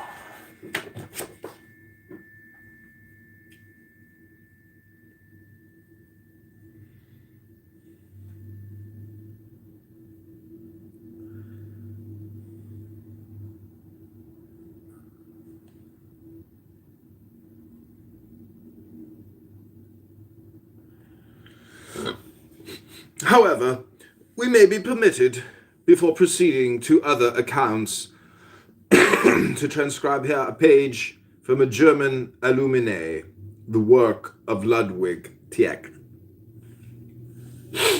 If, for example, as an ancient tradition informs us, some of the angels whom God had created fell all too soon, and if these, as they also say, were precisely the most brilliant of the angels, one may very well understand by this fall that they sought a new road, a new form of activity, other occupations, and another life than those orthodox or more passive spirits who remained in the realm assigned to them, and made no use of liberty, the appanage of all of them. All was that weight of form which we nowadays call reality, and which is a protest on the part of the individual existence against its reabsorption into the abysses of universal spirit. It is thus that death preserves and reproduces life. It is thus that life is betrothed to death. Do you understand now what Lucifer is? Is it not the very genius of ancient Prometheus, that force which sets in motion the world, life, even movement, and which regulates the course of successive forms? This force, by its resistance, equilibrated the creative principle. It is thus that the Elohim gave birth to the earth, when subsequently men were placed upon the earth by the Lord as intermediate spirits in their enthusiasm, which led them to search the nature in its depths. They gave themselves over to the influence of that proud and powerful genius, and when they were softly ravished away over the precipice of death to find life, there it was that they began to exist in a real and natural manner, as is fit for all creatures. This page needs no commentary, and explains sufficiently the tendencies of what one calls spiritualism or spiritism. It is already a long time since this doctrine, or rather this anti-doctrine, began to work upon the world, to plunge it into universal anarchy. But the law of equilibrium will save us, and already the great movement of reaction has begun. We continue the recital of the phenomena.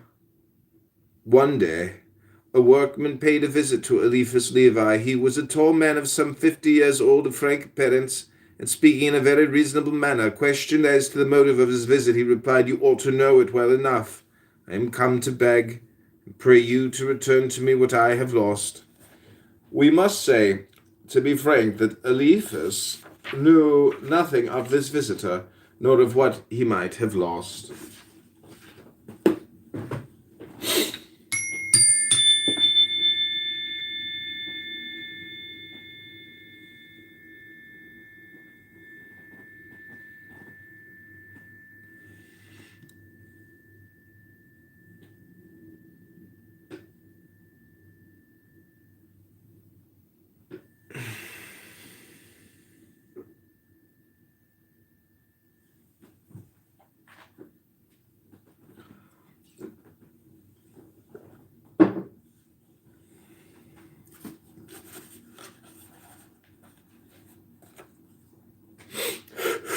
He accordingly replied, "You think me much more of a sorcerer than I am. I do not know who you are, nor what you seek. Consequently, if you think that I can be useful to you in any way, you must explain yourself and make your request more precise." "Oh, well, since you are determined not to understand me, you will at least recognize this," said the stranger, taking from his pocket a little much-used black book. It was the grimoire of Pope Honorius. One word upon this little book so much decried. The grimoire of Honorius is composed of an apocryphal constitution of Honorius II for the evocation and control of the spirits. Then of some superstitious receipts. It was the manual of the bad priests who practiced black magic during the darkest periods of the Middle Ages. You will find their bloody rites, mingled with profanations of the Mass and of the consecrated elements, formula of bewitchment and malevolent and malevolent spells, practices which stupidity alone could credit, or knavery counsel. In fact, it is a book complete of its kind. It has consequently become very rare, and the bibliophile pushes it to very high prices in the public sales. My dear sir, said the workman, sighing, since I was 10 years old, I have not missed once performing the Orson. This book never leaves me, and I comply rigorously with all the prescribed ceremonies. Why then have those who used to visit me abandoned me? Eli, lama. Stop, said Eliphas. Do not parody the most formidable words that agony ever uttered in this world. Who are the beings who visited you by virtue of this horrible book? Do you know them? Have you promised them anything? Have you signed a pact?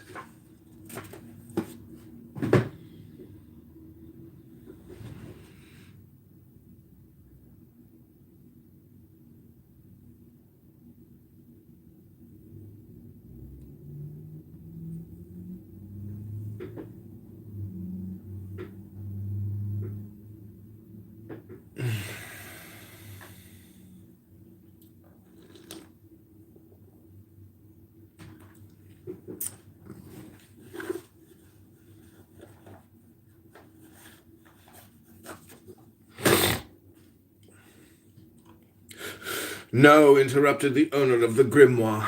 I do not know them, and I have entered into no agreement with them. I only know that among them the chiefs are good, the intermediate rank partly good and partly evil, the inferiors bad, but blindly, and without its being possible for them to do better. He whom I evoked, and who has often appeared to me, belongs to the most elevated hierarchy, for he was good-looking, well-dressed, and always gave me favorable answers. But I have lost a page of my grimoire, the first, the most important, that which bore the autograph of the spirit, and since then he no longer appears when I call him. I am a lost man. I am naked as Job. I have no longer either force or courage. O Master, I conjure you, you who need only say one word, make one sign, and the spirits will obey. Take pity upon me, and restore to me what I have lost. Give me your grimoire, said Eliphas. What name used you to give to the spirit who appeared to you? I called him Adonai. And in what language was his signature? I do not know, but I suppose it was in Hebrew. There, said the professor of transcendental magic. After having traced 2 words in the Hebrew language in the beginning and at the end of the book, here are 2 words which the spirits of darkness will never counterfeit. Go in peace, sleep well, and no longer evoke spirits. The workman withdrew. A week later, he returned to see the man of science.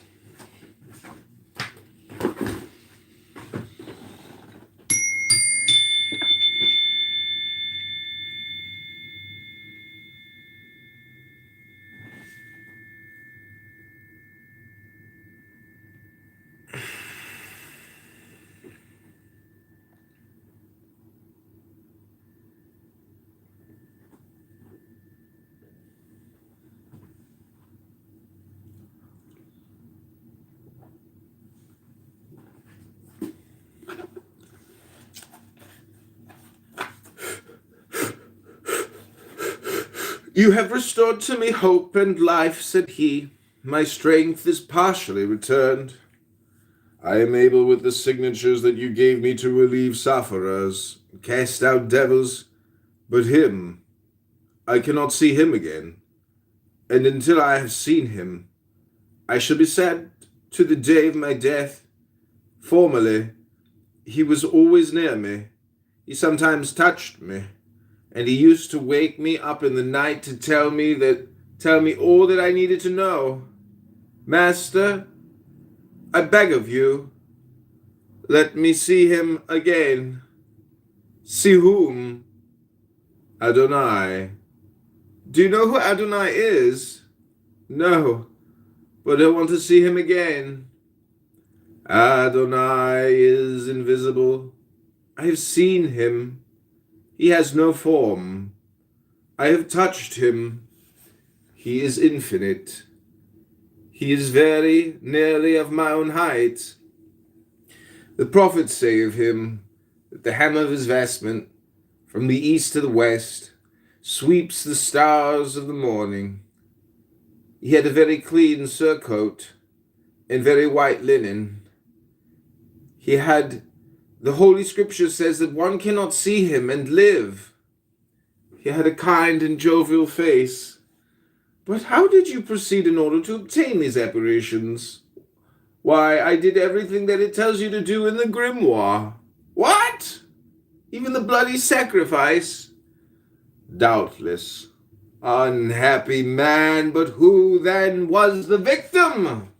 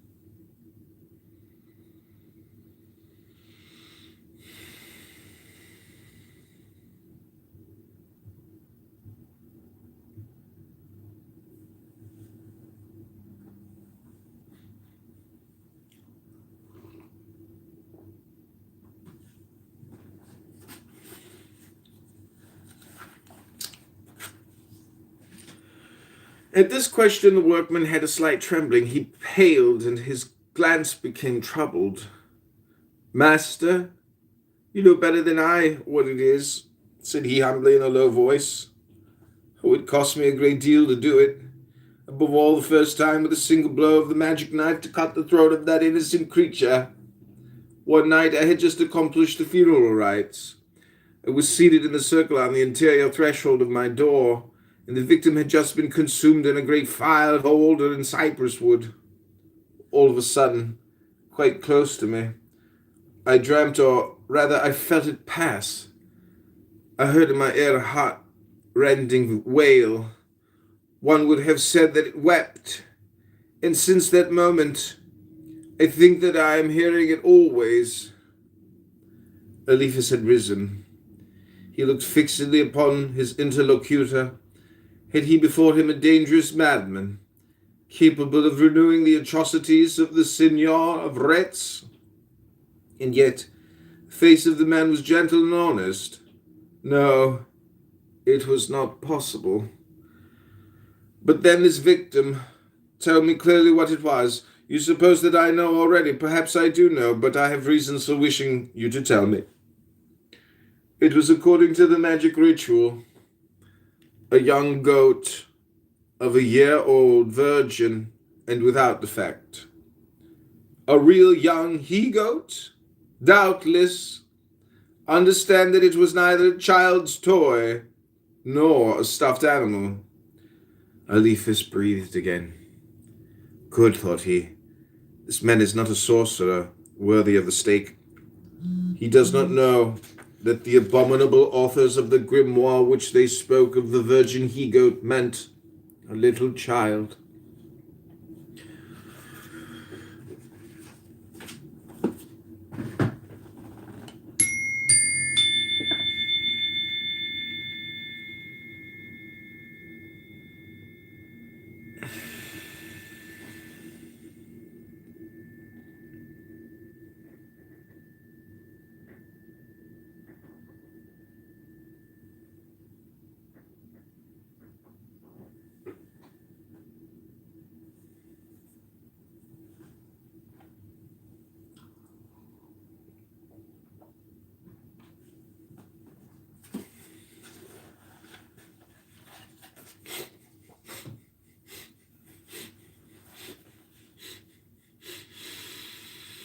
Well, said he to his consultant, give me some details about your visions.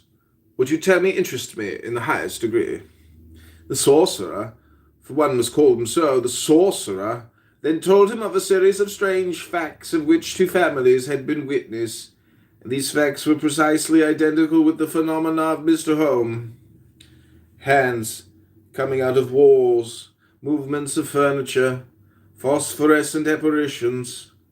One day the rash apprentice magician had dared to call up Astaroth, and had seen the apparition of a gigantic monster having the body of a hog, and the head borrowed from the skeleton of a colossal ox. But he told all that with an accent of truth, a certainty of having seen, which excluded every kind of doubt as to the good faith and the entire conviction of the narrator. Eliphas, who is an epicure in magic, was delighted with this find. In the 19th century, a real sorcerer of the Middle Ages, a remarkably innocent and convinced sorcerer, a sorcerer who had seen Satan under the name of Adonai, Satan dressed like a respectable citizen, and Astaroth in his true diabolical form. What a supreme find for a museum! What a treasure for an archaeologist! My friend, said he to his new disciple, I'm going to help you to find what you say you have lost. Take my book, observe the prescriptions of the ritual, and come again to see me in a week. A week later he returned, but this time the workman declared that he had invented a life-saving machine of the greatest importance for the Navy. The machine is perfectly put together. It only lacks one thing. It will not work. There is a hidden defect in the machinery. What was that defect? The evil spirit alone could tell him. It is then absolutely necessary to evoke him.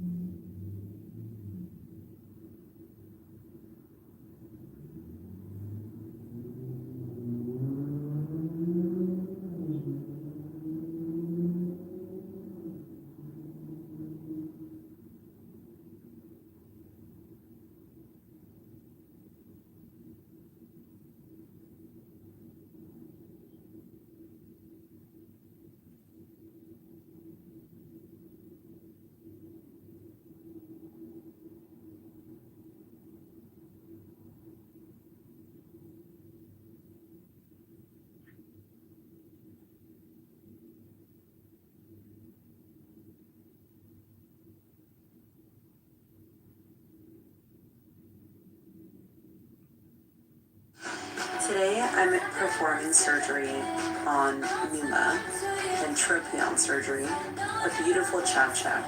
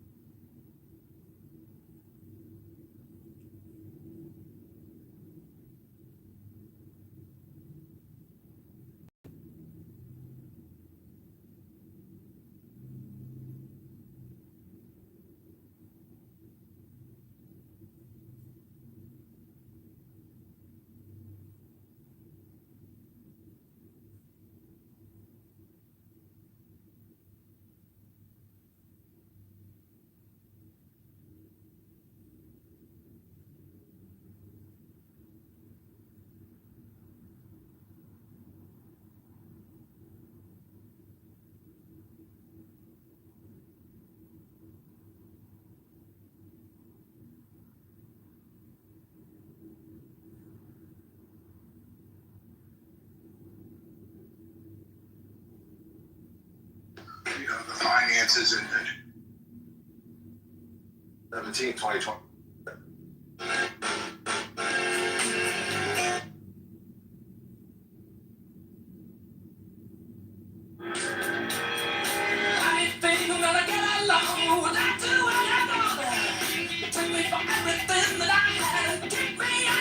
Hey, I'm John Kitover with the John Kitover News Network. Victoria Man is launching a write-in campaign for the 16th.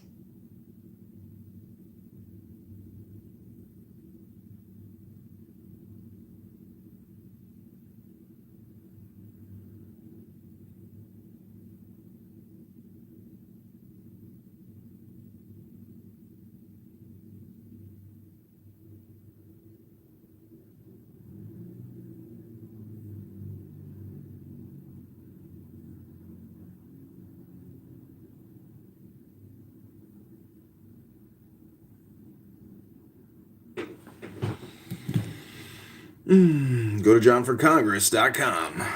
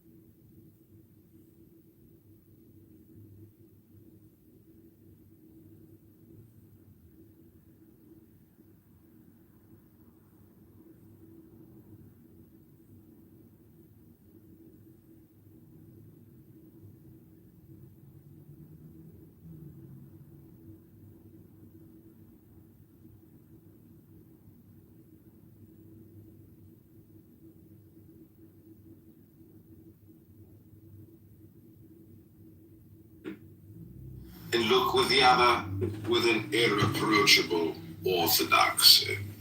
I admit that I am not orthodox in your fashion. I perceive that clearly. But let us come to the miracles. Have then seen, touched, felt, tasted them become. Who have then seen, touched, felt, tasted them.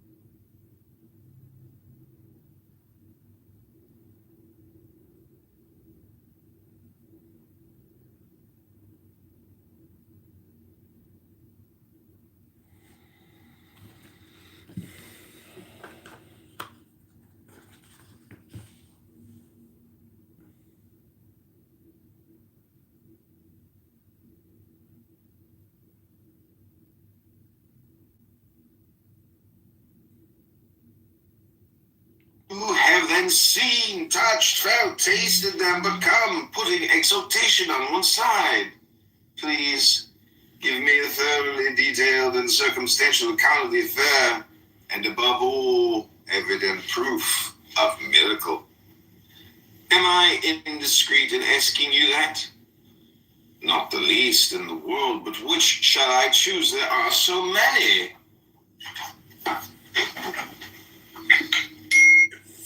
I admit that I am not orthodox in your fashion.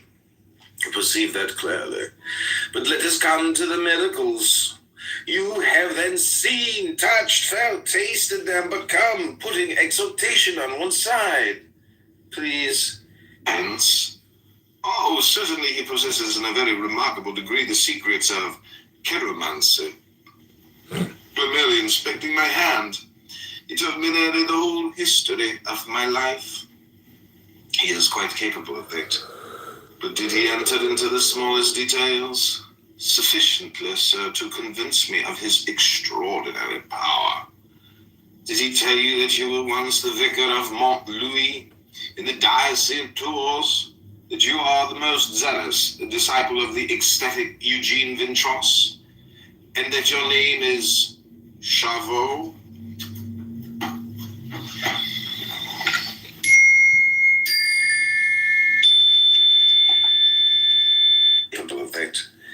But did he enter into the smallest details? Sufficiently so to convince me of his extraordinary power. Did he tell you that you were once the vicar of Mont Louis in the Diocese of Tours? That you are the most zealous disciple of the ecstatic Eugene Vintros? And that your name is Chavot?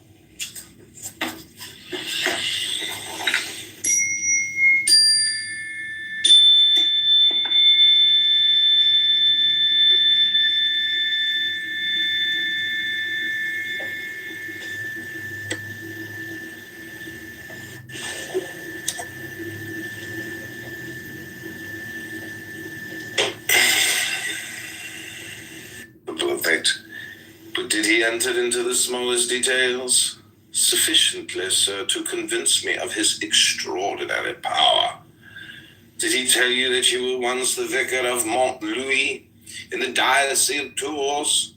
That you are the most zealous disciple of the ecstatic Eugene Vintros? And that your name is Chavot?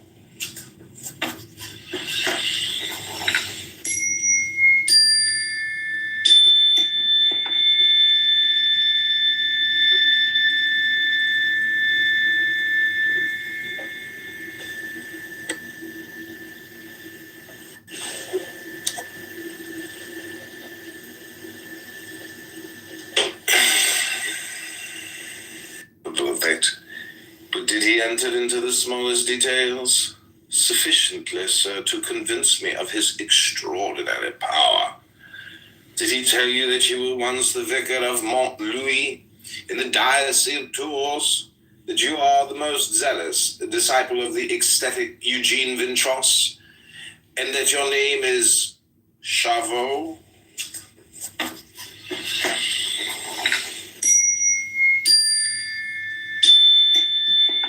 Sir, and you will see the miracles permanently established there. Would you be so kind, sir, as to give me, first of all, some exact and conscientious details with regard to the miracles? Oh, as many as you like. And immediately the old priest began to recount things which the whole world would have found impossible, but which did not even turn an eyelash of the professor of transcendental magic.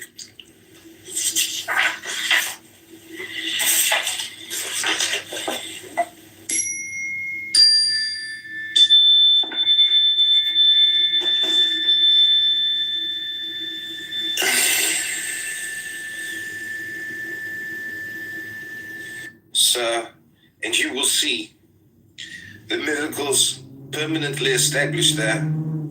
Would you be so kind, sir, as to give me, first of all, some exact and conscientious details with regard to the miracles?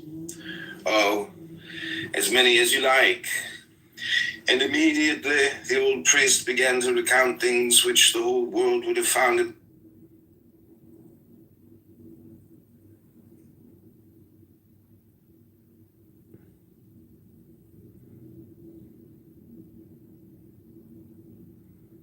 Priest began to recount things which the whole world would have found impossible, but which did not even turn an eyelash of the professor of transcendental magic.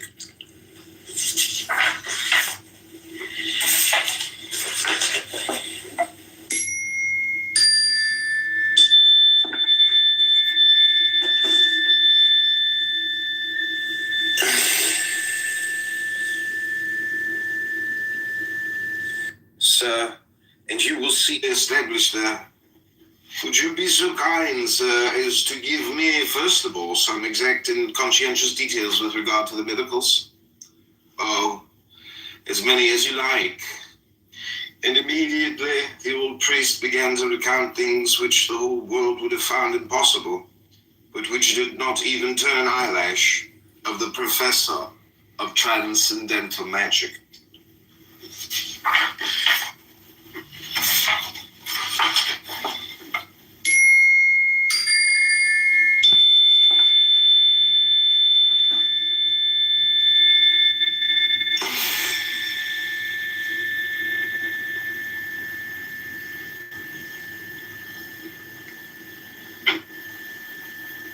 Established there. Would you be so kind, sir, as to give me, first of all, some exact and conscientious details with regard to the miracles? Oh, as...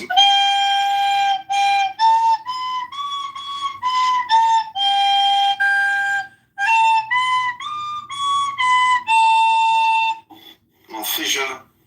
Nothing was seen to fall, and yet the noise of the fall of the drops multiplied. It became more rapid and more frequent, and the wine climbed from the bottom of the chalice towards the brim. When the chalice was full, it poured it slowly around so that all might see. Then the prophet dipped his lips into it, and all, one after the other, tasted the miraculous wine. It is in vain to such memory for any delicious taste which would give an idea of it. And what shall I tell you, added the Abbe Charveau, those miracles of blood which astonish us every day.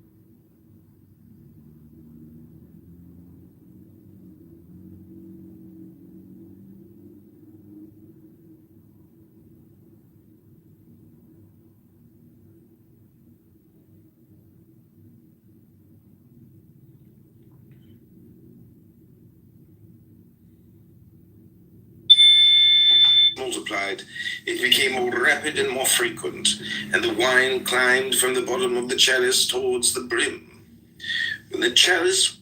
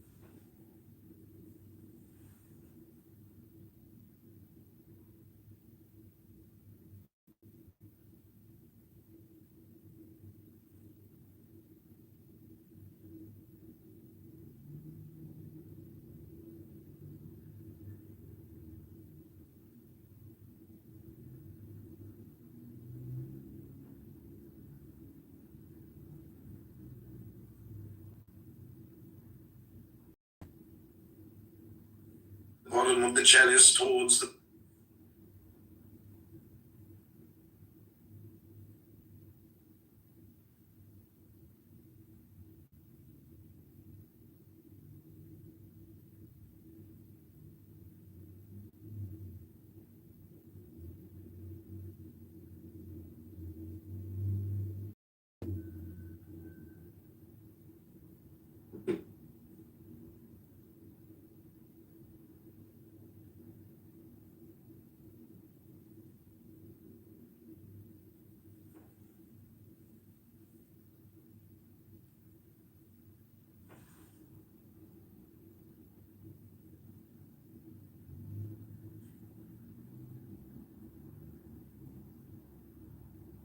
create a video of candidate John Kitover running for U.S. Congress in the 16th District, a write-in candidate for U.S. Congress to defeat Darren LaHood.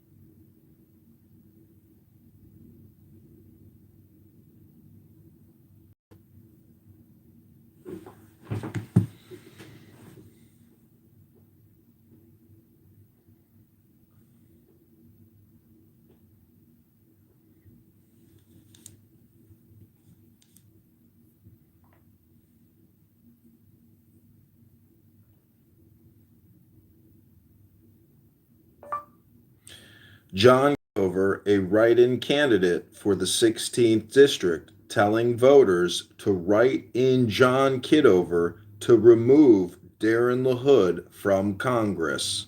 Go to johnforcongress.com.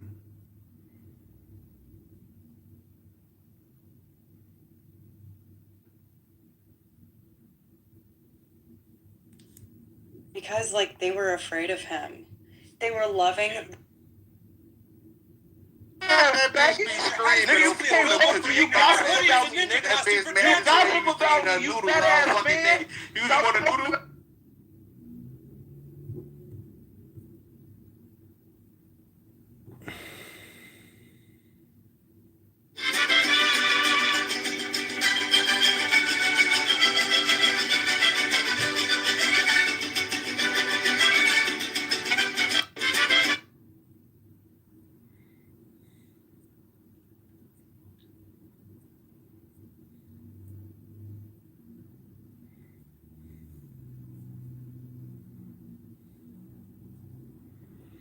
Okay, so let's watch this. We're gonna do audio to text across multiple phones. It's gonna be pretty interesting. This is like a quick way to do it without having to type. So watch this.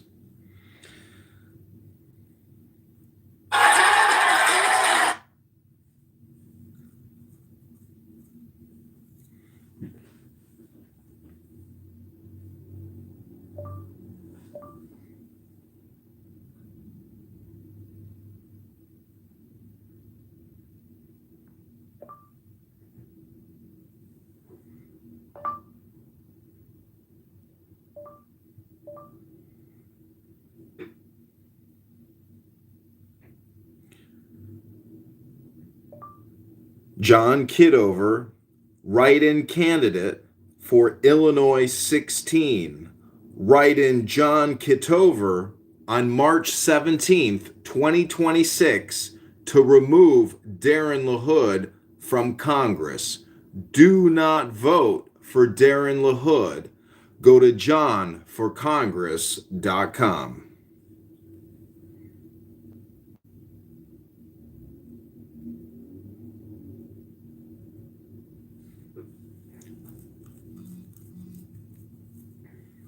So it only worked for a few of them.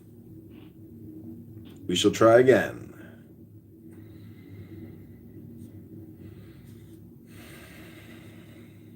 Maybe 4 at a time.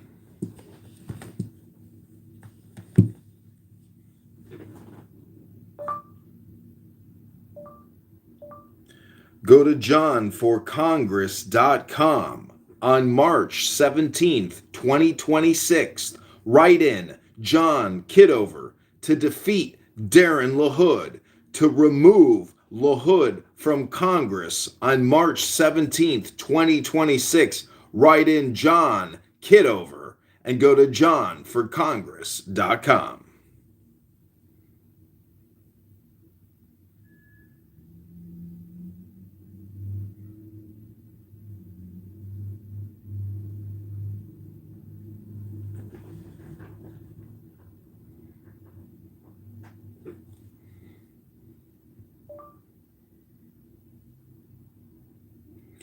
Write in John Kitover on March 17th, 2026 to defeat Darren LaHood, to remove Darren LaHood from Congress on March 17th, 2026. Write in John Kitover on the ballot. Go to johnforcongress.com.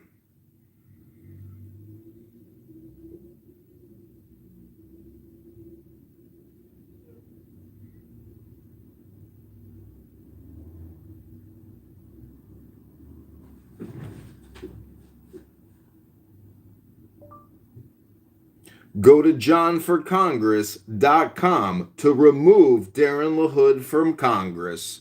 Write in John Kitover on March 17th, 2026 to remove once and for all Darren LaHood from Congress in Illinois 16.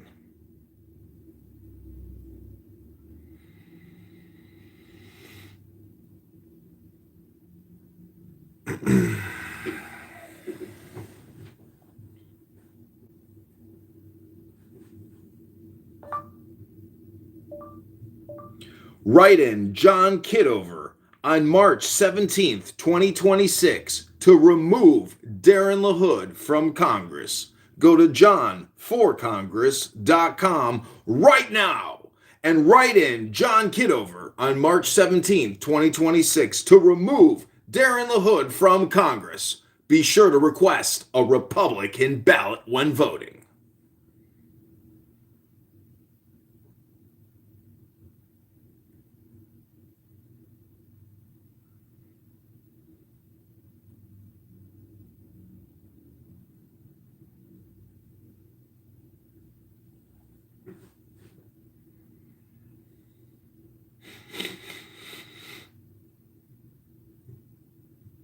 Write in John Kitover on March 17th, 2026 to remove once and for all Darren LaHood from Congress. Be sure to request a Republican ballot and write in John Kitover.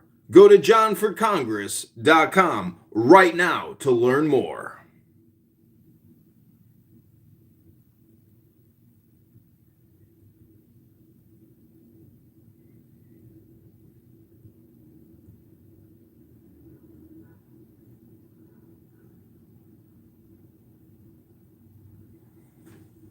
Okay, be interested to see how these turn out. Spelling isn't perfect.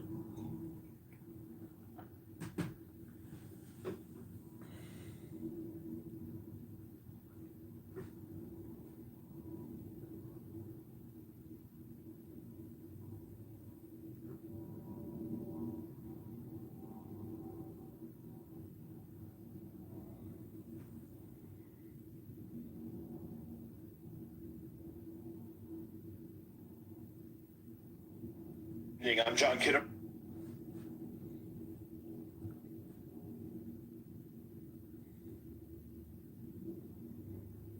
Good evening, this is JK.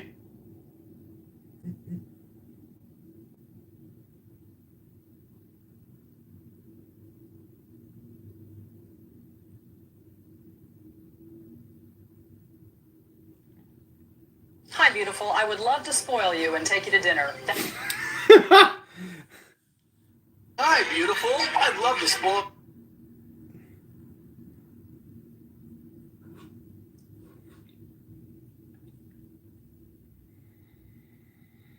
Good evening. You're watching the John Kitover.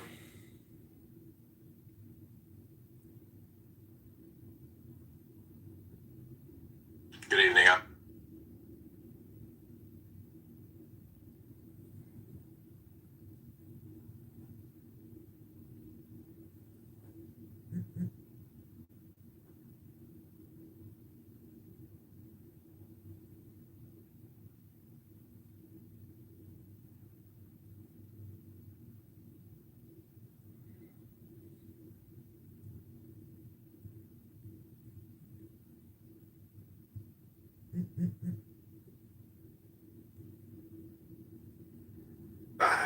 I'm John Kitover.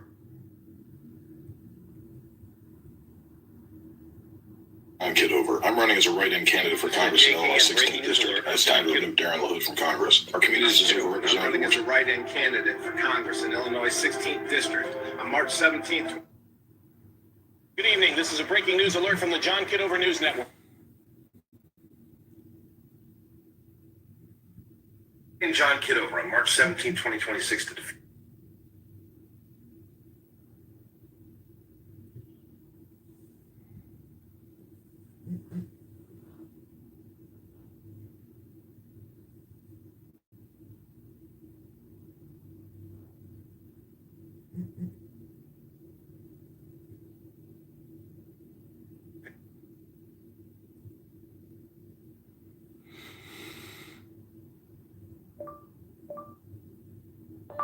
Write in John Kitover on March 17th, 2026 to remove and defeat Darren LaHood. To remove Darren LaHood from Congress, write in John Kitover on March 17th, 2026 and request a Republican ballot.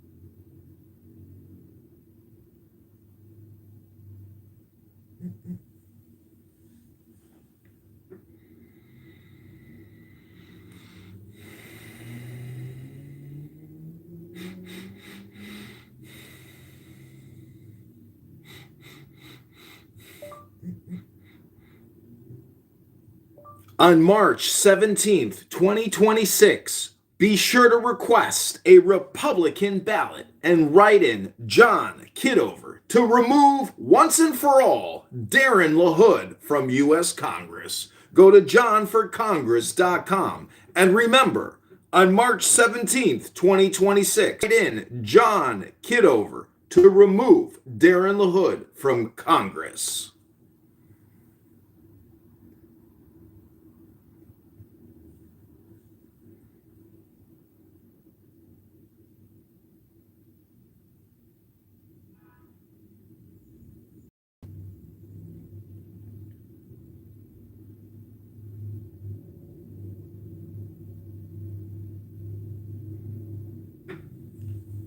Yeah, this dictation. I never used dictation, but holy shit, I've been writing stuff. It's so stupid. The dictation's pretty good.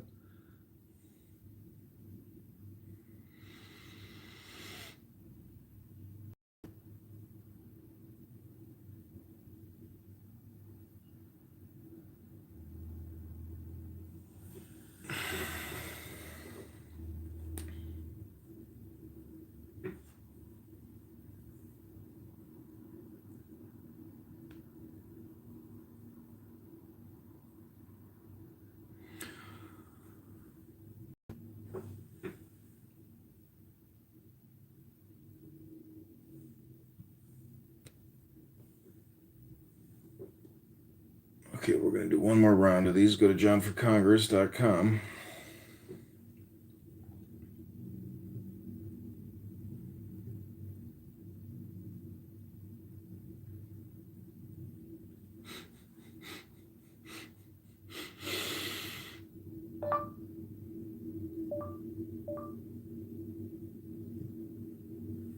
On March 17th, 2026, be sure to write in John Kitover. Request a Republican ballot and write in John Kitover to remove Darren LaHood from Congress. Go to johnforcongress.com to learn more.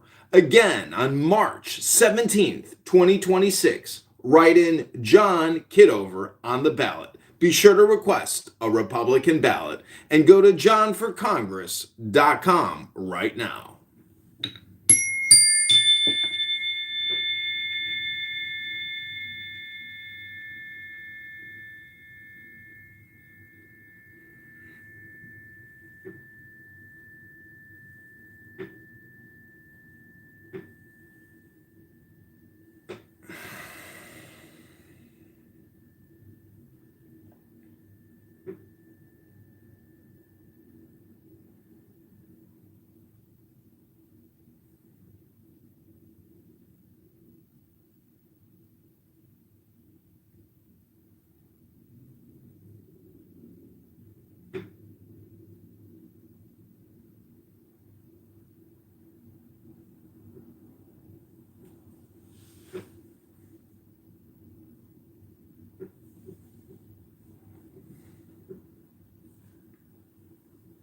Okay, that's it, everybody. That's the John Kitover podcast for the day. I hope you've enjoyed it. Hit the like button, hit the subscribe button, and go to johnforcongress.com. Thanks, everybody.